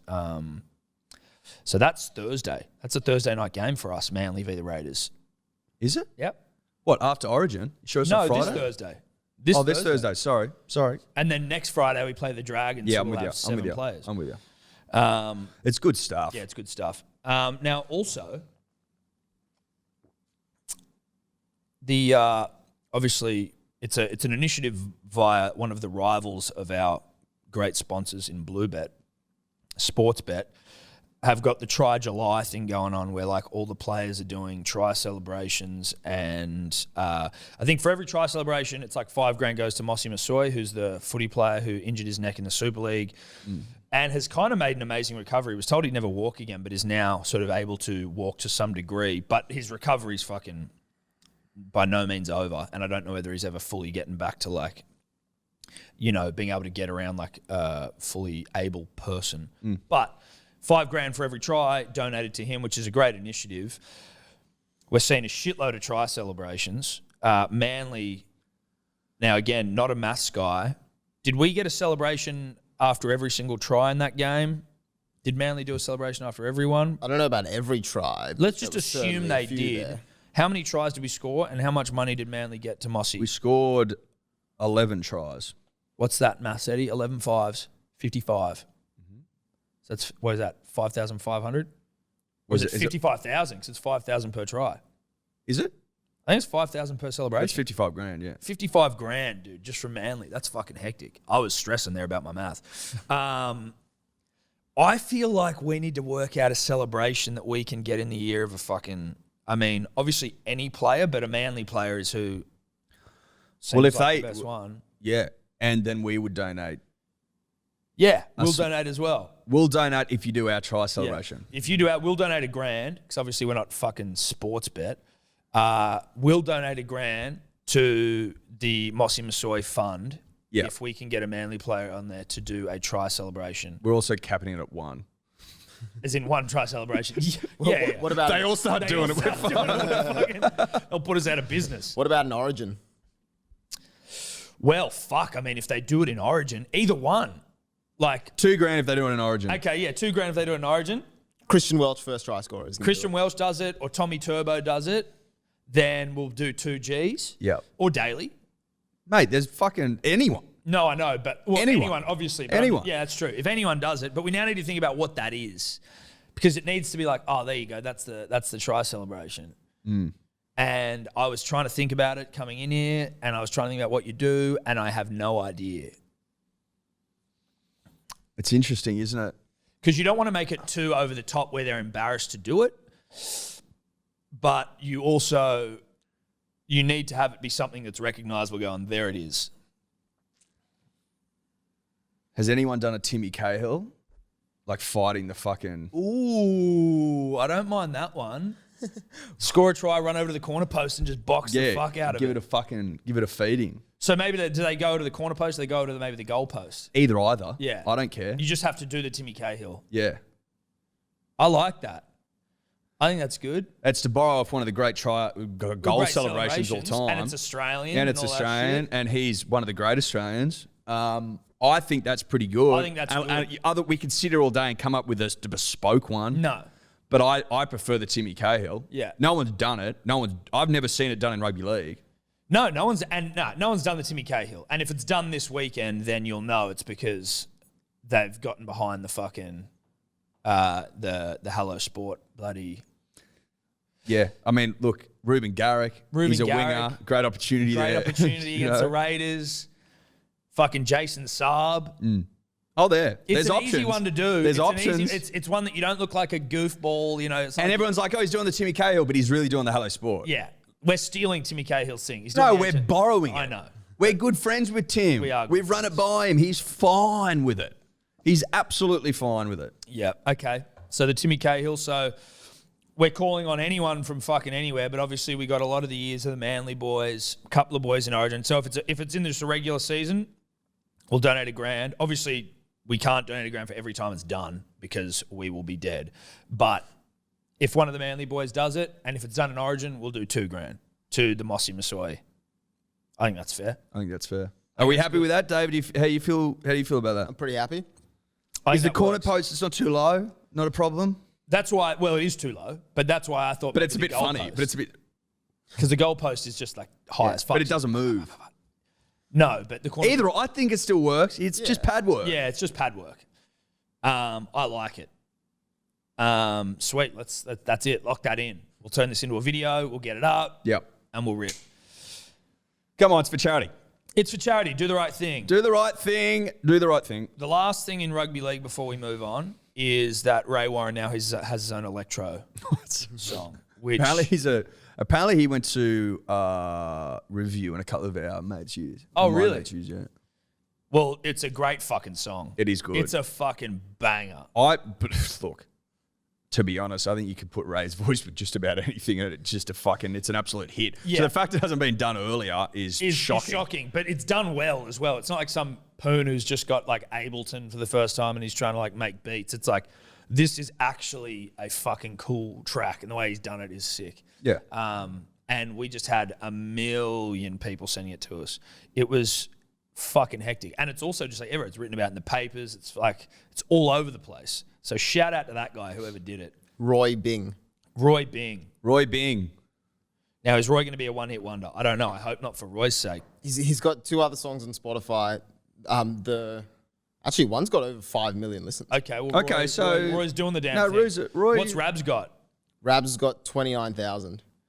Not high enough. But that's in like 3 days. Not high enough. Not high enough. Yeah, the one that's got 5 million came out in 2019. Not So high that's enough. Okay, well, Rabs needs to get up there. Needs to get up and moving. But I think that's rugby league, Eddie. That's it. Punters and dribblers, we always say this. Whenever anything of like the sex tapes and this and that sort of start doing the rounds, we don't go looking for it, but it finds its way across our desk. We have no control over it. We don't proliferate footage and images. but we do feel a responsibility to consume them if they're presented to us, and then speak openly, honestly, and truthfully about what it is we've seen, and report back to you. Is that fair to say, Eddie? Yes, we must report to the punter and the dribbler. After all, this show is for the punter and the dribbler. That's it. It's not for us. It's not for us. So last night, as I'm sitting at our desk, and I get a little alarm that goes off where it's like sex tape, bleep bleep bleep bleep bleep, bleep. And I'm like, fuck, okay, this wasn't a sex tape, but it was images. Now we all know that Shane Warne, one of the great spin bowlers of all time, maybe only outstripped by his ability to root. I think they're on par, which is saying something. Yeah, you know what I mean. He's one of the great rooters of all time. He'd give Genghis Khan a run for his money. Genghis was a pig. But he did some rooting. Well, yeah, he did. He did. You can't deny it. Facts are facts. Genghis Khan only probably bested by Shane Warne. Anyway, so these photos, there was a story that we spoke, like that came out like in 2019 or 2018 or something. And it was about Warnie in his London apartment having a sex romp with multiple women that was so loud that kept the neighbours up. Kept the neighbours up. And Now, you could hear it from the street. There were noise complaints. All the windows were open. Yeah, I was going to put that fact in. So Shane had left all the windows open. I think his way of reminding the people in his area, his electorate, his borough, his shire, his village, that the king was on the job. Yeah. Now, if the story is to be believed, Shane was... The romp involved Shane, his partner at the time, and... Two sex workers that were parachuted in to help with the job because Shane needs multiple hands. Well, if you're looking at Shane as like a sexual project that needs to be completed, one female, it would seem not enough for Shane. No. Shane needs fucking a bevy. Well, Shane's of the belief that many hands make light work. And that too many cooks don't spoil the broth. Not his broth. Not his broth. Too many cooks needed to produce Shane's broth. Yeah.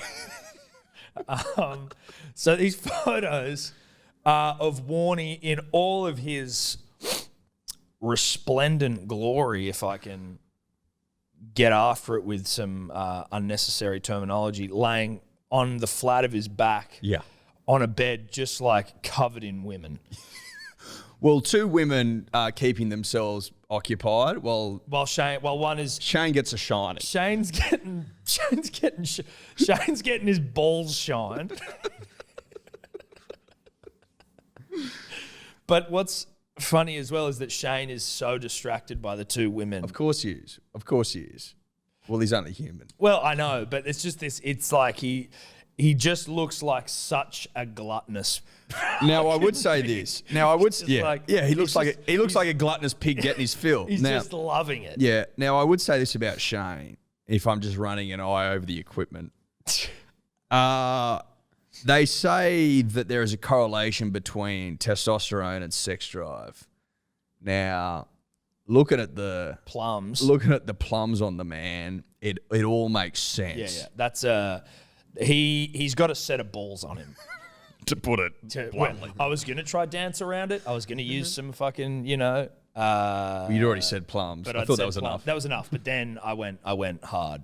He's got a big set of balls and he's got a very healthy hog on him, which is nice to see. Not surprising by any means. Like you don't fucking take 708 test wickets with small balls. No, I wouldn't have thought.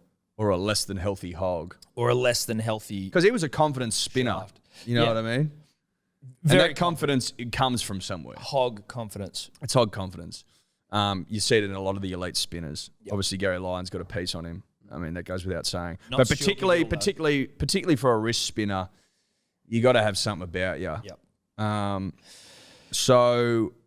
Do we think this is a good omen, though, for the Ashes? He's just seeing Warnie over there chonging English birds. I think it's a great omen for the Ashes. I don't think 5-0's beyond us now after what I've seen. After seeing that, I do have a question, though, Eddie. I do have a question, and it's just about if that's Shane Warne's apartment and it's all organised by Shane. Shane's partner, I believe, if you read believe the article, Shane's partner sourced the sex workers, parachuted them in, and then took them home. Whose camera is it? How do those photos get out? Is Warnie filming his own? I can only theorise. Given it's Warnie's is Warnie apartment. watching his own game tapes? Well, that's why he's so good. He watches film. I haven't seen the photo in question, but like, does it look like there's another person behind the camera? No, it's up. It looks like it's up in the corner of the room. Like CCTV. Okay, right. I think that Warnie watches a lot of film. Watches a lot of tape on himself? Well, film generally, but a lot of tape on himself specifically. Areas in which he can improve, areas in which he can get better. It's ingrained into him as a professional sportsman. Well, that's right. Yeah. That's right. All the best watch film, and they watch sessions. mountains of it. Yeah. You know, that's where you can glean, opportunities, weaknesses in the opposition, ways to get better. When you're also at the top, 1%, 2% improvements actually make the world a difference. Like, that's the difference between good and great. Exactly. At the top of that. And in in his circumstances, the difference between great and legendary. Great, yeah, exactly. Greatness and immortality. And so I guess, you've got to understand. But I still don't know how Shane keeps getting these fucking photos leaked out where, again, it's not like they're bad in the sense of like, he just, that's our Shane doing Well, Shane. has Shane doing Shane. I'm just working out how this might have happened. Has Shane got the footage, ripped it down, and then, cut out a couple of stills just to send around to the boys? Or... There, potentially. It could be he might send that around as like a Christmas card. Maybe that was Merry Christmas to you and yours. Yeah. Love Shane. Had a great year. Great year. Here's a photo of me on the job. Here's to many more. He does look like he lives his fucking best life, doesn't he, Warnie? He's unapologetic and he just... But like to anyone else, this would be a massive fucking yarn. But like everyone's just like, oh, Shane. This doesn't even rate a mention. Doesn't rate a mention, mate. Like there's not even like I haven't seen an article anyway. Can you go to like Fox Sports? I just Googled, like there was nothing. There's stuff about the original when it happened and people heard it, but there's nothing. There's nothing like leaked photos of Shane. You know Warne. what though? This may well do the rounds and it's just come back to us. Like, have we ever been sent that before? I've never seen that before. I haven't seen the photos. I've seen the article. Yeah, I've seen the article. That's why I was like, oh, is this a new thing? And then it was linked to the article. So I was like, well, that doesn't make sense. Well, it just doesn't make sense that it's... No, what I think's happened is someone's been sent the photos and, along the line, someone has thought, well, let's give this a little context and drop the article in there as well. Yeah, right. So it's more about just trying to give whoever's viewing it a holistic understanding of what's actually going on. Is that what you're saying? Yes. Okay, that's fair. That makes sense to me then. So I was just trying to see if it was on Fox Sports, but I couldn't see it anywhere. Yeah, dude, if you search like Shane Warne news past week, it's like... Can I say that nothing. I'd be Googling Shane Warne leaked photos rather than news the past week. Yeah, but it would have been report. Yeah, but he's saying if you click on news, it would have come up. Oh, gotcha. Yeah, like 29th of November. No. Look, if they're not out in the next 2 days, then it's an indication that Shane is basically untouchable. Teflon Shane. Yeah. Well, good for him though. Look, there's nothing. There's nothing about this that's critical of Shane. This is more just like, we saw it, we've seen it. You can stop sending us the fucking photos for starters. And I mean, I've never been prouder to be an Australian. I've never been prouder to be a Test cricket fan, a cricket fan. I've never been prouder of Shane. He looks like he's putting in tremendous work, and the photos leaking is just evidence that the man fucking takes his rooting seriously. Very seriously. And, it's a career for him. He holds himself accountable. He goes back and goes, look, could I have done that better? Should I have kept going there? Should I have slowed down here? Should I have switched up positions here? Was I paying too much attention to what was going on over there while there was something going on over here? Could I have been a more generous lover at this time? Did he not pay enough attention to pitch conditions? Was it too wet, Correct. too dry, too much? How was the bed? Was the window open a good call? Should I have opened all the windows? Were all the windows open? Could I close them? Could I close them? Do I need another camera? Did I forget to fucking polish the mirror on the roof? I mean, all genuine questions that Shane has clearly answered. Yeah. In the weeks, months, years following the Since. incident. And also like playlists. Does Shane have, does he have a sort of playlist that he roots to in terms of time wise? So it's like, I'm up to, Coldplay fucking this song. Now I need to switch I it up. don't know if he's a music man. He loves Coldplay and Ed Sheeran. He does, but does he root to it? I would imagine he couldn't, surely. Unless he does like to talk about the fact that he's friends with Chris Martin and Ed Sheeran. So there's also, it's potentially a mid-route conversational topic. Potentially. Do you reckon he's ever asked Chris to just sit in the corner and maybe Play the piano. Yeah. Belt out a few choice notes. Come up to meet you, tell you I'm sorry. Shout out to Coldplay. Are we ruling that out? I'm not ruling that out. Live performance. Chris Martin crooning in the corner while Shane just lays pipe. Fucking hell, that's an image. That is an image, and an image I'd like to continue to think about. But we have to move on. We must. Shout out to Shane, a dear friend. A dear friend, one of the great rooters all time. The oat milk lasts longer. I don't get through them as quick. I've got 2 coffees sitting over here. I've still got some left as well. Shout out to Oat Milk. Let's... In the Daily Mail article about the like foursome, whatever, it full on gives details about the sex workers. So it's like Davina is advertised as a 5'2" pocket rocket, while Poppy is an Eastern European party girl. Davina offers an array of sex services and charges £400 for 2-hour visits, while Poppy charges £500. Pocket change for Shane. Find that under the mattress. Now, just back to oat milk. Just something come across my mind. What constitutes the use of the word milk? That's my problem. Is that there isn't anything. There's no hard and fast rule. You can What is milk? Milk is milk by definition coming from a titty. coming from a nip? Yes. That's what milk is. That's Now- why when people say almond milk, it's like this is just pulverized almond water.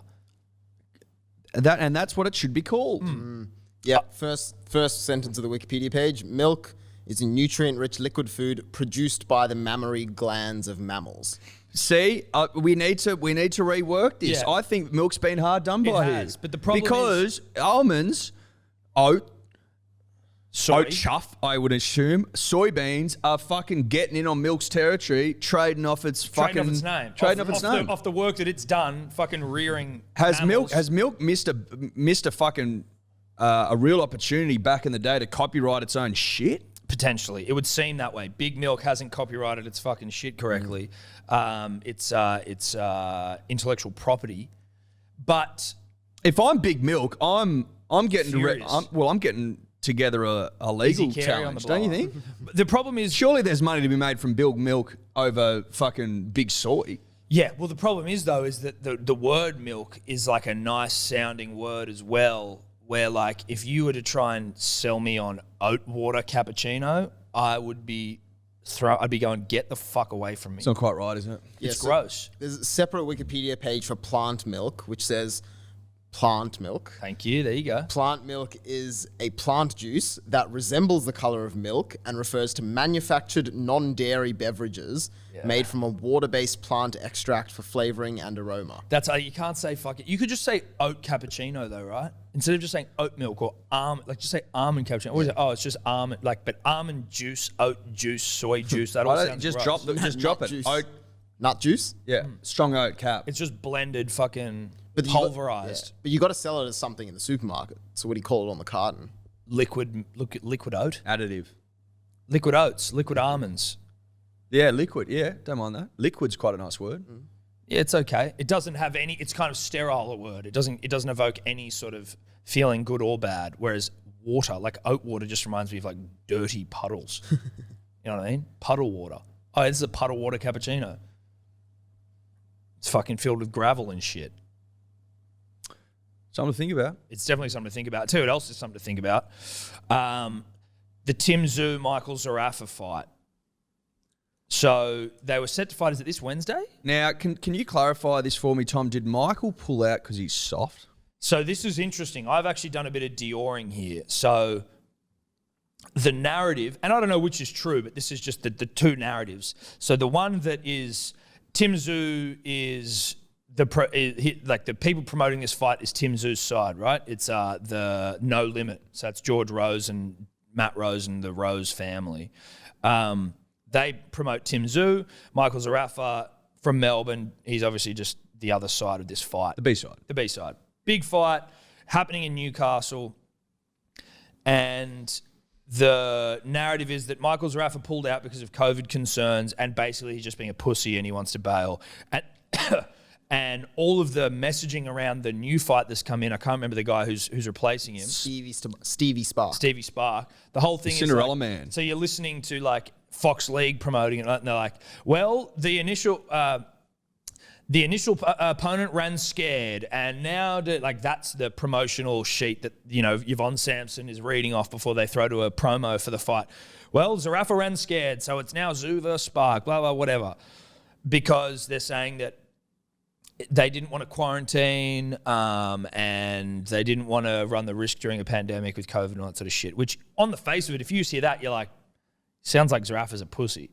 There is an element with me where I was just thinking the whole time, I'm like, I do find it hard to believe, and I hear people talk about this with MMA fighters, for example, like you can't really call someone who's been in the ring that many times as a fighter. Like you saw the Zerafa fucking Jeff Horn fight. Like you can't really call someone or like accuse them of running scared when they go and they do these sorts of things. Like I just find that hard to believe. Well, I don't think that people are saying that he's scared of fighting. I think they're saying more that he's scared of a potential loss and that potentially he's not quite ready in his training camp where he's confident of getting a W. To me, that's the same thing though, right? Like I just think, anyway, whatever. That is what it is. However your opinion sits. But then I saw Zerafa speaking on some random boxing page on Facebook that I just sort of happened across. And it was him and his trainer. And they were like, Michael Zerafa's like, mate, like this, I never pulled out of this fight. He's like, I didn't pull out of it. I wanted the fight. What he was the reason that it broke down is what he's saying is that the whole time, one of the sticking points for them was that they got clearances from state governments to be able to move to between states if something was to happen re-COVID, because his training team all have businesses that they need to be able to run. And if they have to isolate when they get back to Melbourne or isolate at any point, then they can't run their businesses. And they were like, that's just a sticking point. Yeah. And they said that No Limit were like, yep, don't worry, we got that sorted. That's fine. That'll be handled. And they kept asking him and they kept going, well, what's going on here? Like, have you done it yet? What's going on here? And they kept going, yeah. And the guy's like, without having seen these emails, the guy's like, fucking, I've got proof of all this shit. And they kept saying, yeah, it's going to happen. And then it got to the point where it wasn't happening and they hadn't got any clearance for anything. And they were like, you fucking said you would do this. This was one of the main sticking points.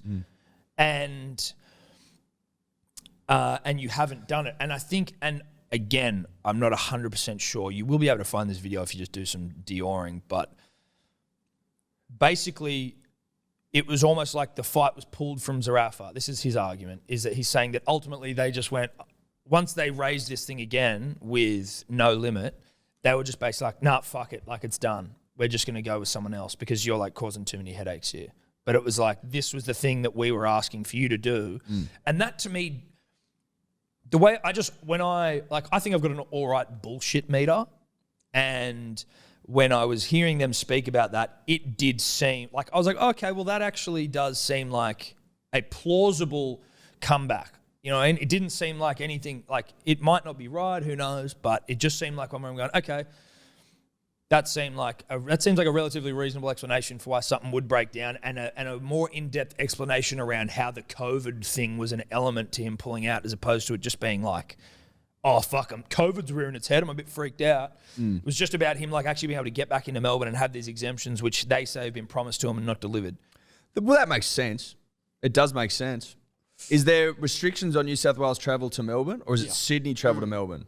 I think it's the state. Yeah. I think it's state. Because they can't really pinpoint where exactly you've come from and where you've been in New South Wales. Yeah. Can you fly direct from Newcastle to Melbourne? Just as an Yeah. Who knows? Who knows? But I mean, that sounds. But he was like, he was like, mate, he was like, I still want that fight. He's like, I want to be involved in the biggest fights. That's the biggest fight. I want to be involved in the fight. Da, da, da, da. And now it's sort of just descended into a bit of a shit show with this Stevie Spark guy. But again, Well, it's Australian boxing. it is Australian boxing. Perfect. It's as good as it gets. I did watch Stevie Spark fought in the undercard of Tszyu's last fight, and he actually looked pretty. He was a bit of a fucking animal. Oh yeah. Did you watch the undercard of the last one? Do you remember that guy that came out dressed as a cowboy with pigtails? I didn't watch the undercard. Right, but he came out and he was meant to be like the fucking hot shot, and then this Stevie Spark guy just came out and fucking worked him for the whole. I don't know if he finished him, but he just worked him. So who knows? The guy apparently is pulling beers in a pub. Australian boxing. Australian boxing. Love it. You gotta love it. It's You gotta love it. It's like to get into boxing in Australia is like, well, anywhere, but like to be putting so much on the line when it's like I'm either working in a bar or I'm getting the shit punched out of me. Like, you know, it's not like, oh, I can actually afford to just do this full time now because there's enough money for me to do it. It's like, no. I'm getting paid fuck all to box and get my head fucking smashed in. It's a crazy fucking gig. Does he pull beers at an RSL? I don't know. Do you know what I mean? So like pull beers, go fight, back to work. As in like same night. Like easy. That's actually not a bad point. A bit of synergy there. You get like in your break. You go, all right, mate, you got to do 25-minute break. Yeah, you get your 25-minute break, you go fight some bloke. Or 10 fucking 3-minute rounds, 30 minutes. We'll give you 30 minutes. We'll give you 30 minutes, but no time for a shower when you're straight back in here. Even if you got to be in your boxing shorts. That's fine. You can't pull beer with gloves on though. We'll have to take the gloves off. No, take the tape off, but you're not having a shower. No. Not till your shift. Wash your hands though. If you got broken hands, fucking deal with that afterwards. Club Glenvale in Toowoomba. Not an RSL per se, but a club. It's the same Similar, thing. yeah. He It's the same He thing. definitely boxes there in his break. It's the same thing. Yeah. Picture like a dirty nose. Do you reckon the patrons and regulars are just like lining up as soon as they've had enough beers? They're like, all right, Stevie, let's go. Yeah, let's go. You Yeah, can you probably take me got to now. fight patrons. Let's go do some practice. Well, I don't think there's anything wrong with that. Well, you'd sell that on pay-per-view. Stevie Spark fighting patrons at the Club Toowoomba. Mate, there's something now. There's something now. Fucking pub fights. Club fights. Club fights. I like it. Anyway, look, it's a bit. I feel the whole situation's a shit show. But again, it's Australian boxing. This is what we've come to expect. Yeah. It's never smooth. It's always complete and utter shit show. That's also the thing that they said in the Zerafa video where they were like, we just wanted to delay the fight a couple of weeks. They were like, you're not going to be able to have a full capacity venue because of COVID, which I'm pretty sure is still the case in Newcastle. Like, you can't have full capacity. So why wouldn't you just push it 2 weeks? And we'll do it then, full venue, COVID suite. I can get in and out of fucking Melbourne. Because otherwise, he was going to have to go and fight in Newcastle without any of his team because the team were like, we can't go. We have fucking businesses we need to run. It's Australian boxing. We have businesses. Yeah. So we can't go. So they were like, well, Zerafa, you're going to come fight without a team. He's like, well, I'm not going to fucking do that. Obviously. I can't fight without a fucking corner. Anyway, that's just the other side of it, which I thought was interesting. Who the fuck knows whether the truth will ever come out, but it's great to see they're still charging $60 pay-per-view for Tszyu versus Stevie Sparks. That seems reasonable. $60 or 50? I don't know. Google It'd be it. 50. I think They haven't changed the price. No, whatever they it haven't is, changed the price. It should be 20 or 10 Or free. or free. Get some eyeballs on the sport. Yeah, 60, 59.95. Oh my God. Yeah. That is outrageous. What's the Conor fucking Poirier Poirier fight? fight. I don't know how the fuck to spell Poirier. P-O. Yeah. I-R-I-E-R.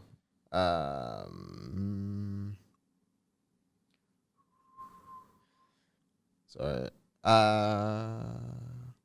UFC 264 pay-per-view cost. Go to the UFC website, Evan.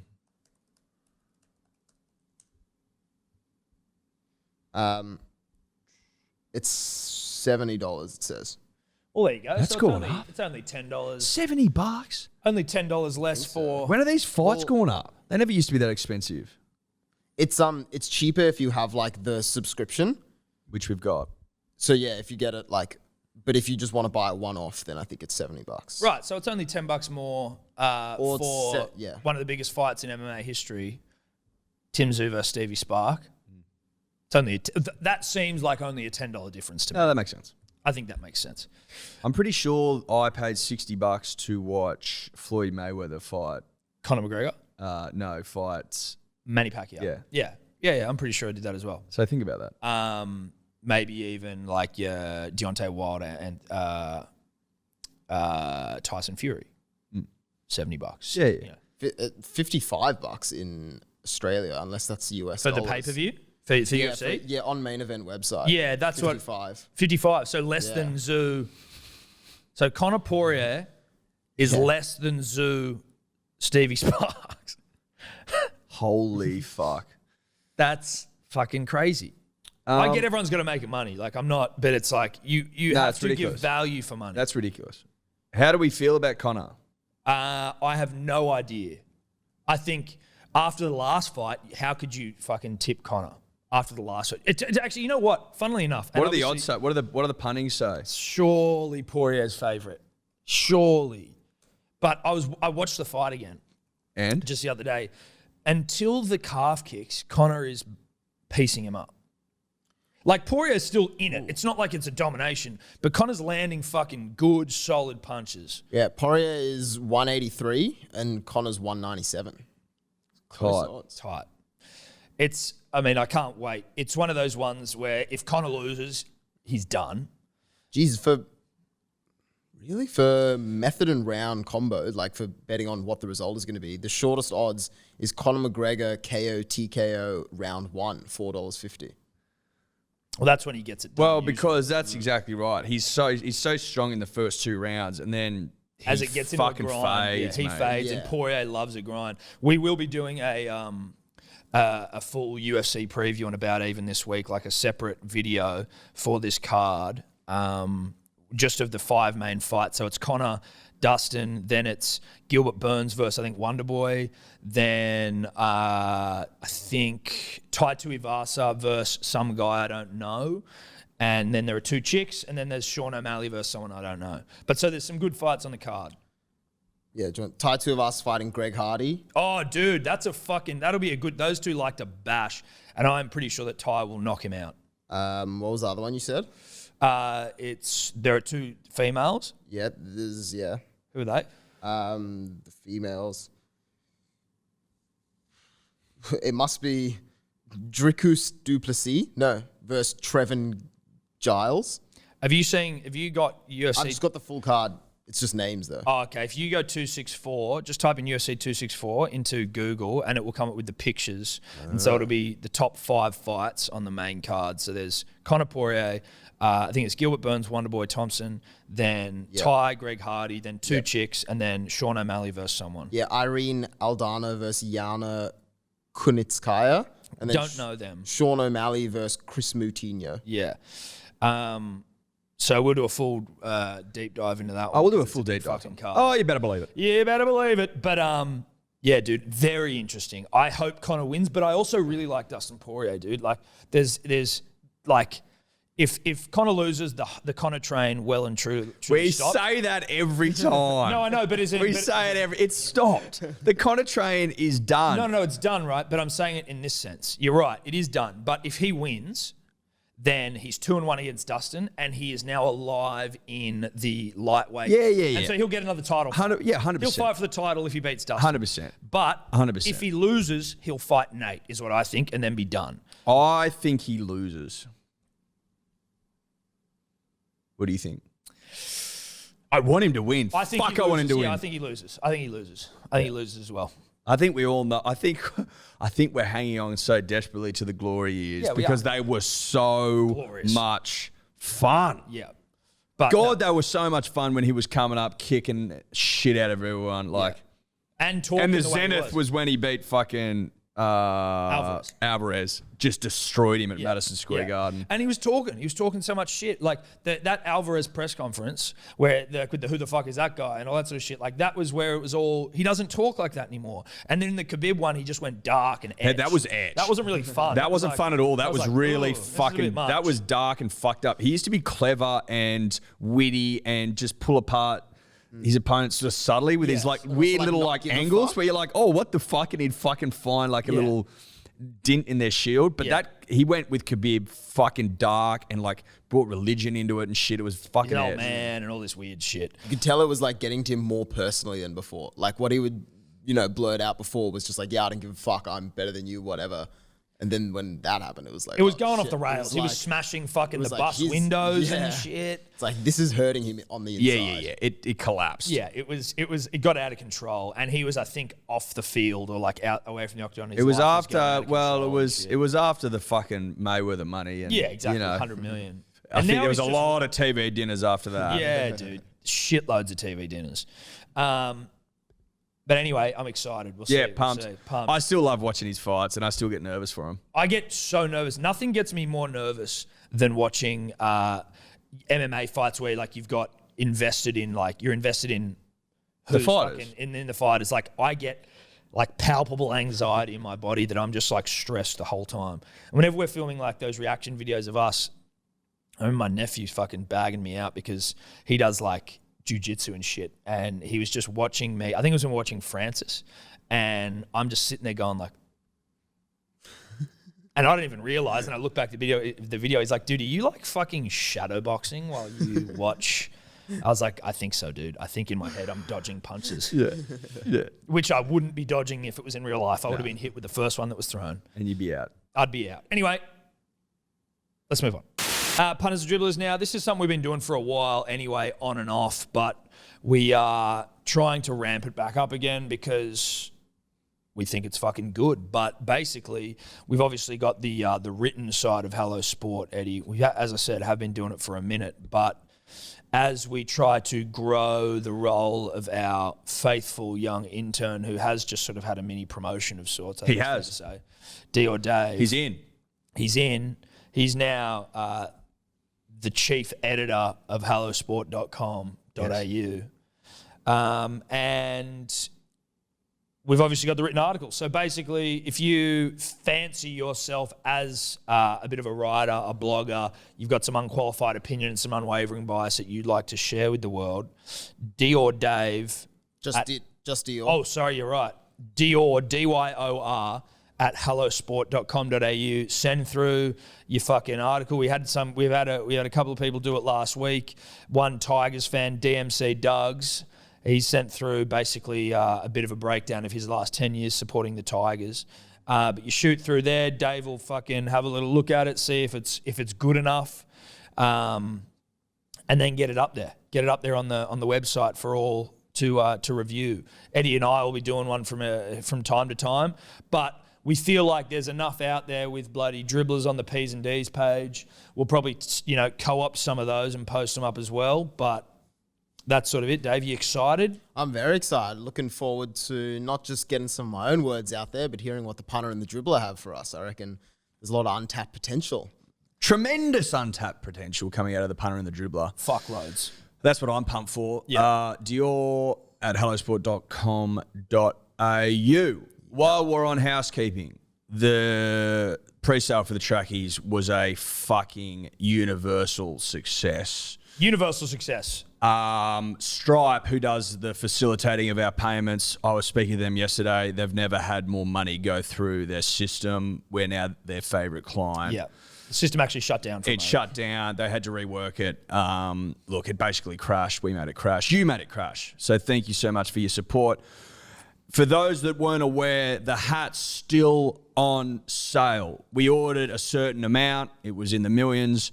They're already on their way, or they're in production, Yes. soon to be shipped. You can still buy them. They're still available. Punters and Dribblers hats still available. We had to do the pre-sale with the Bounce Out trackies, the hoodie of which I am wearing right now, because you come in many shapes and sizes. That's right. And so we just thought better to make sure we got it right. Didn't want to make assumptions. No. Didn't want to go all of our orders as triple XL. We thought we'd give you the benefit of the doubt to prove that you're not. All triple XL operators. That's right. That's right. But and it thanks turns out you are not all triple No, XL. there's a few though. But there's more than one. There's more than one. So thank you very much for getting around us with the Bounced Out trackies. Can't wait to get them all out to you. And DYOR, DYOR at hellosport.com.au to get yourself onto the website. to get yourself writing, to get yourself blogging, To get yourself famous, get potentially. yourself famous. Could you two just not talk anymore?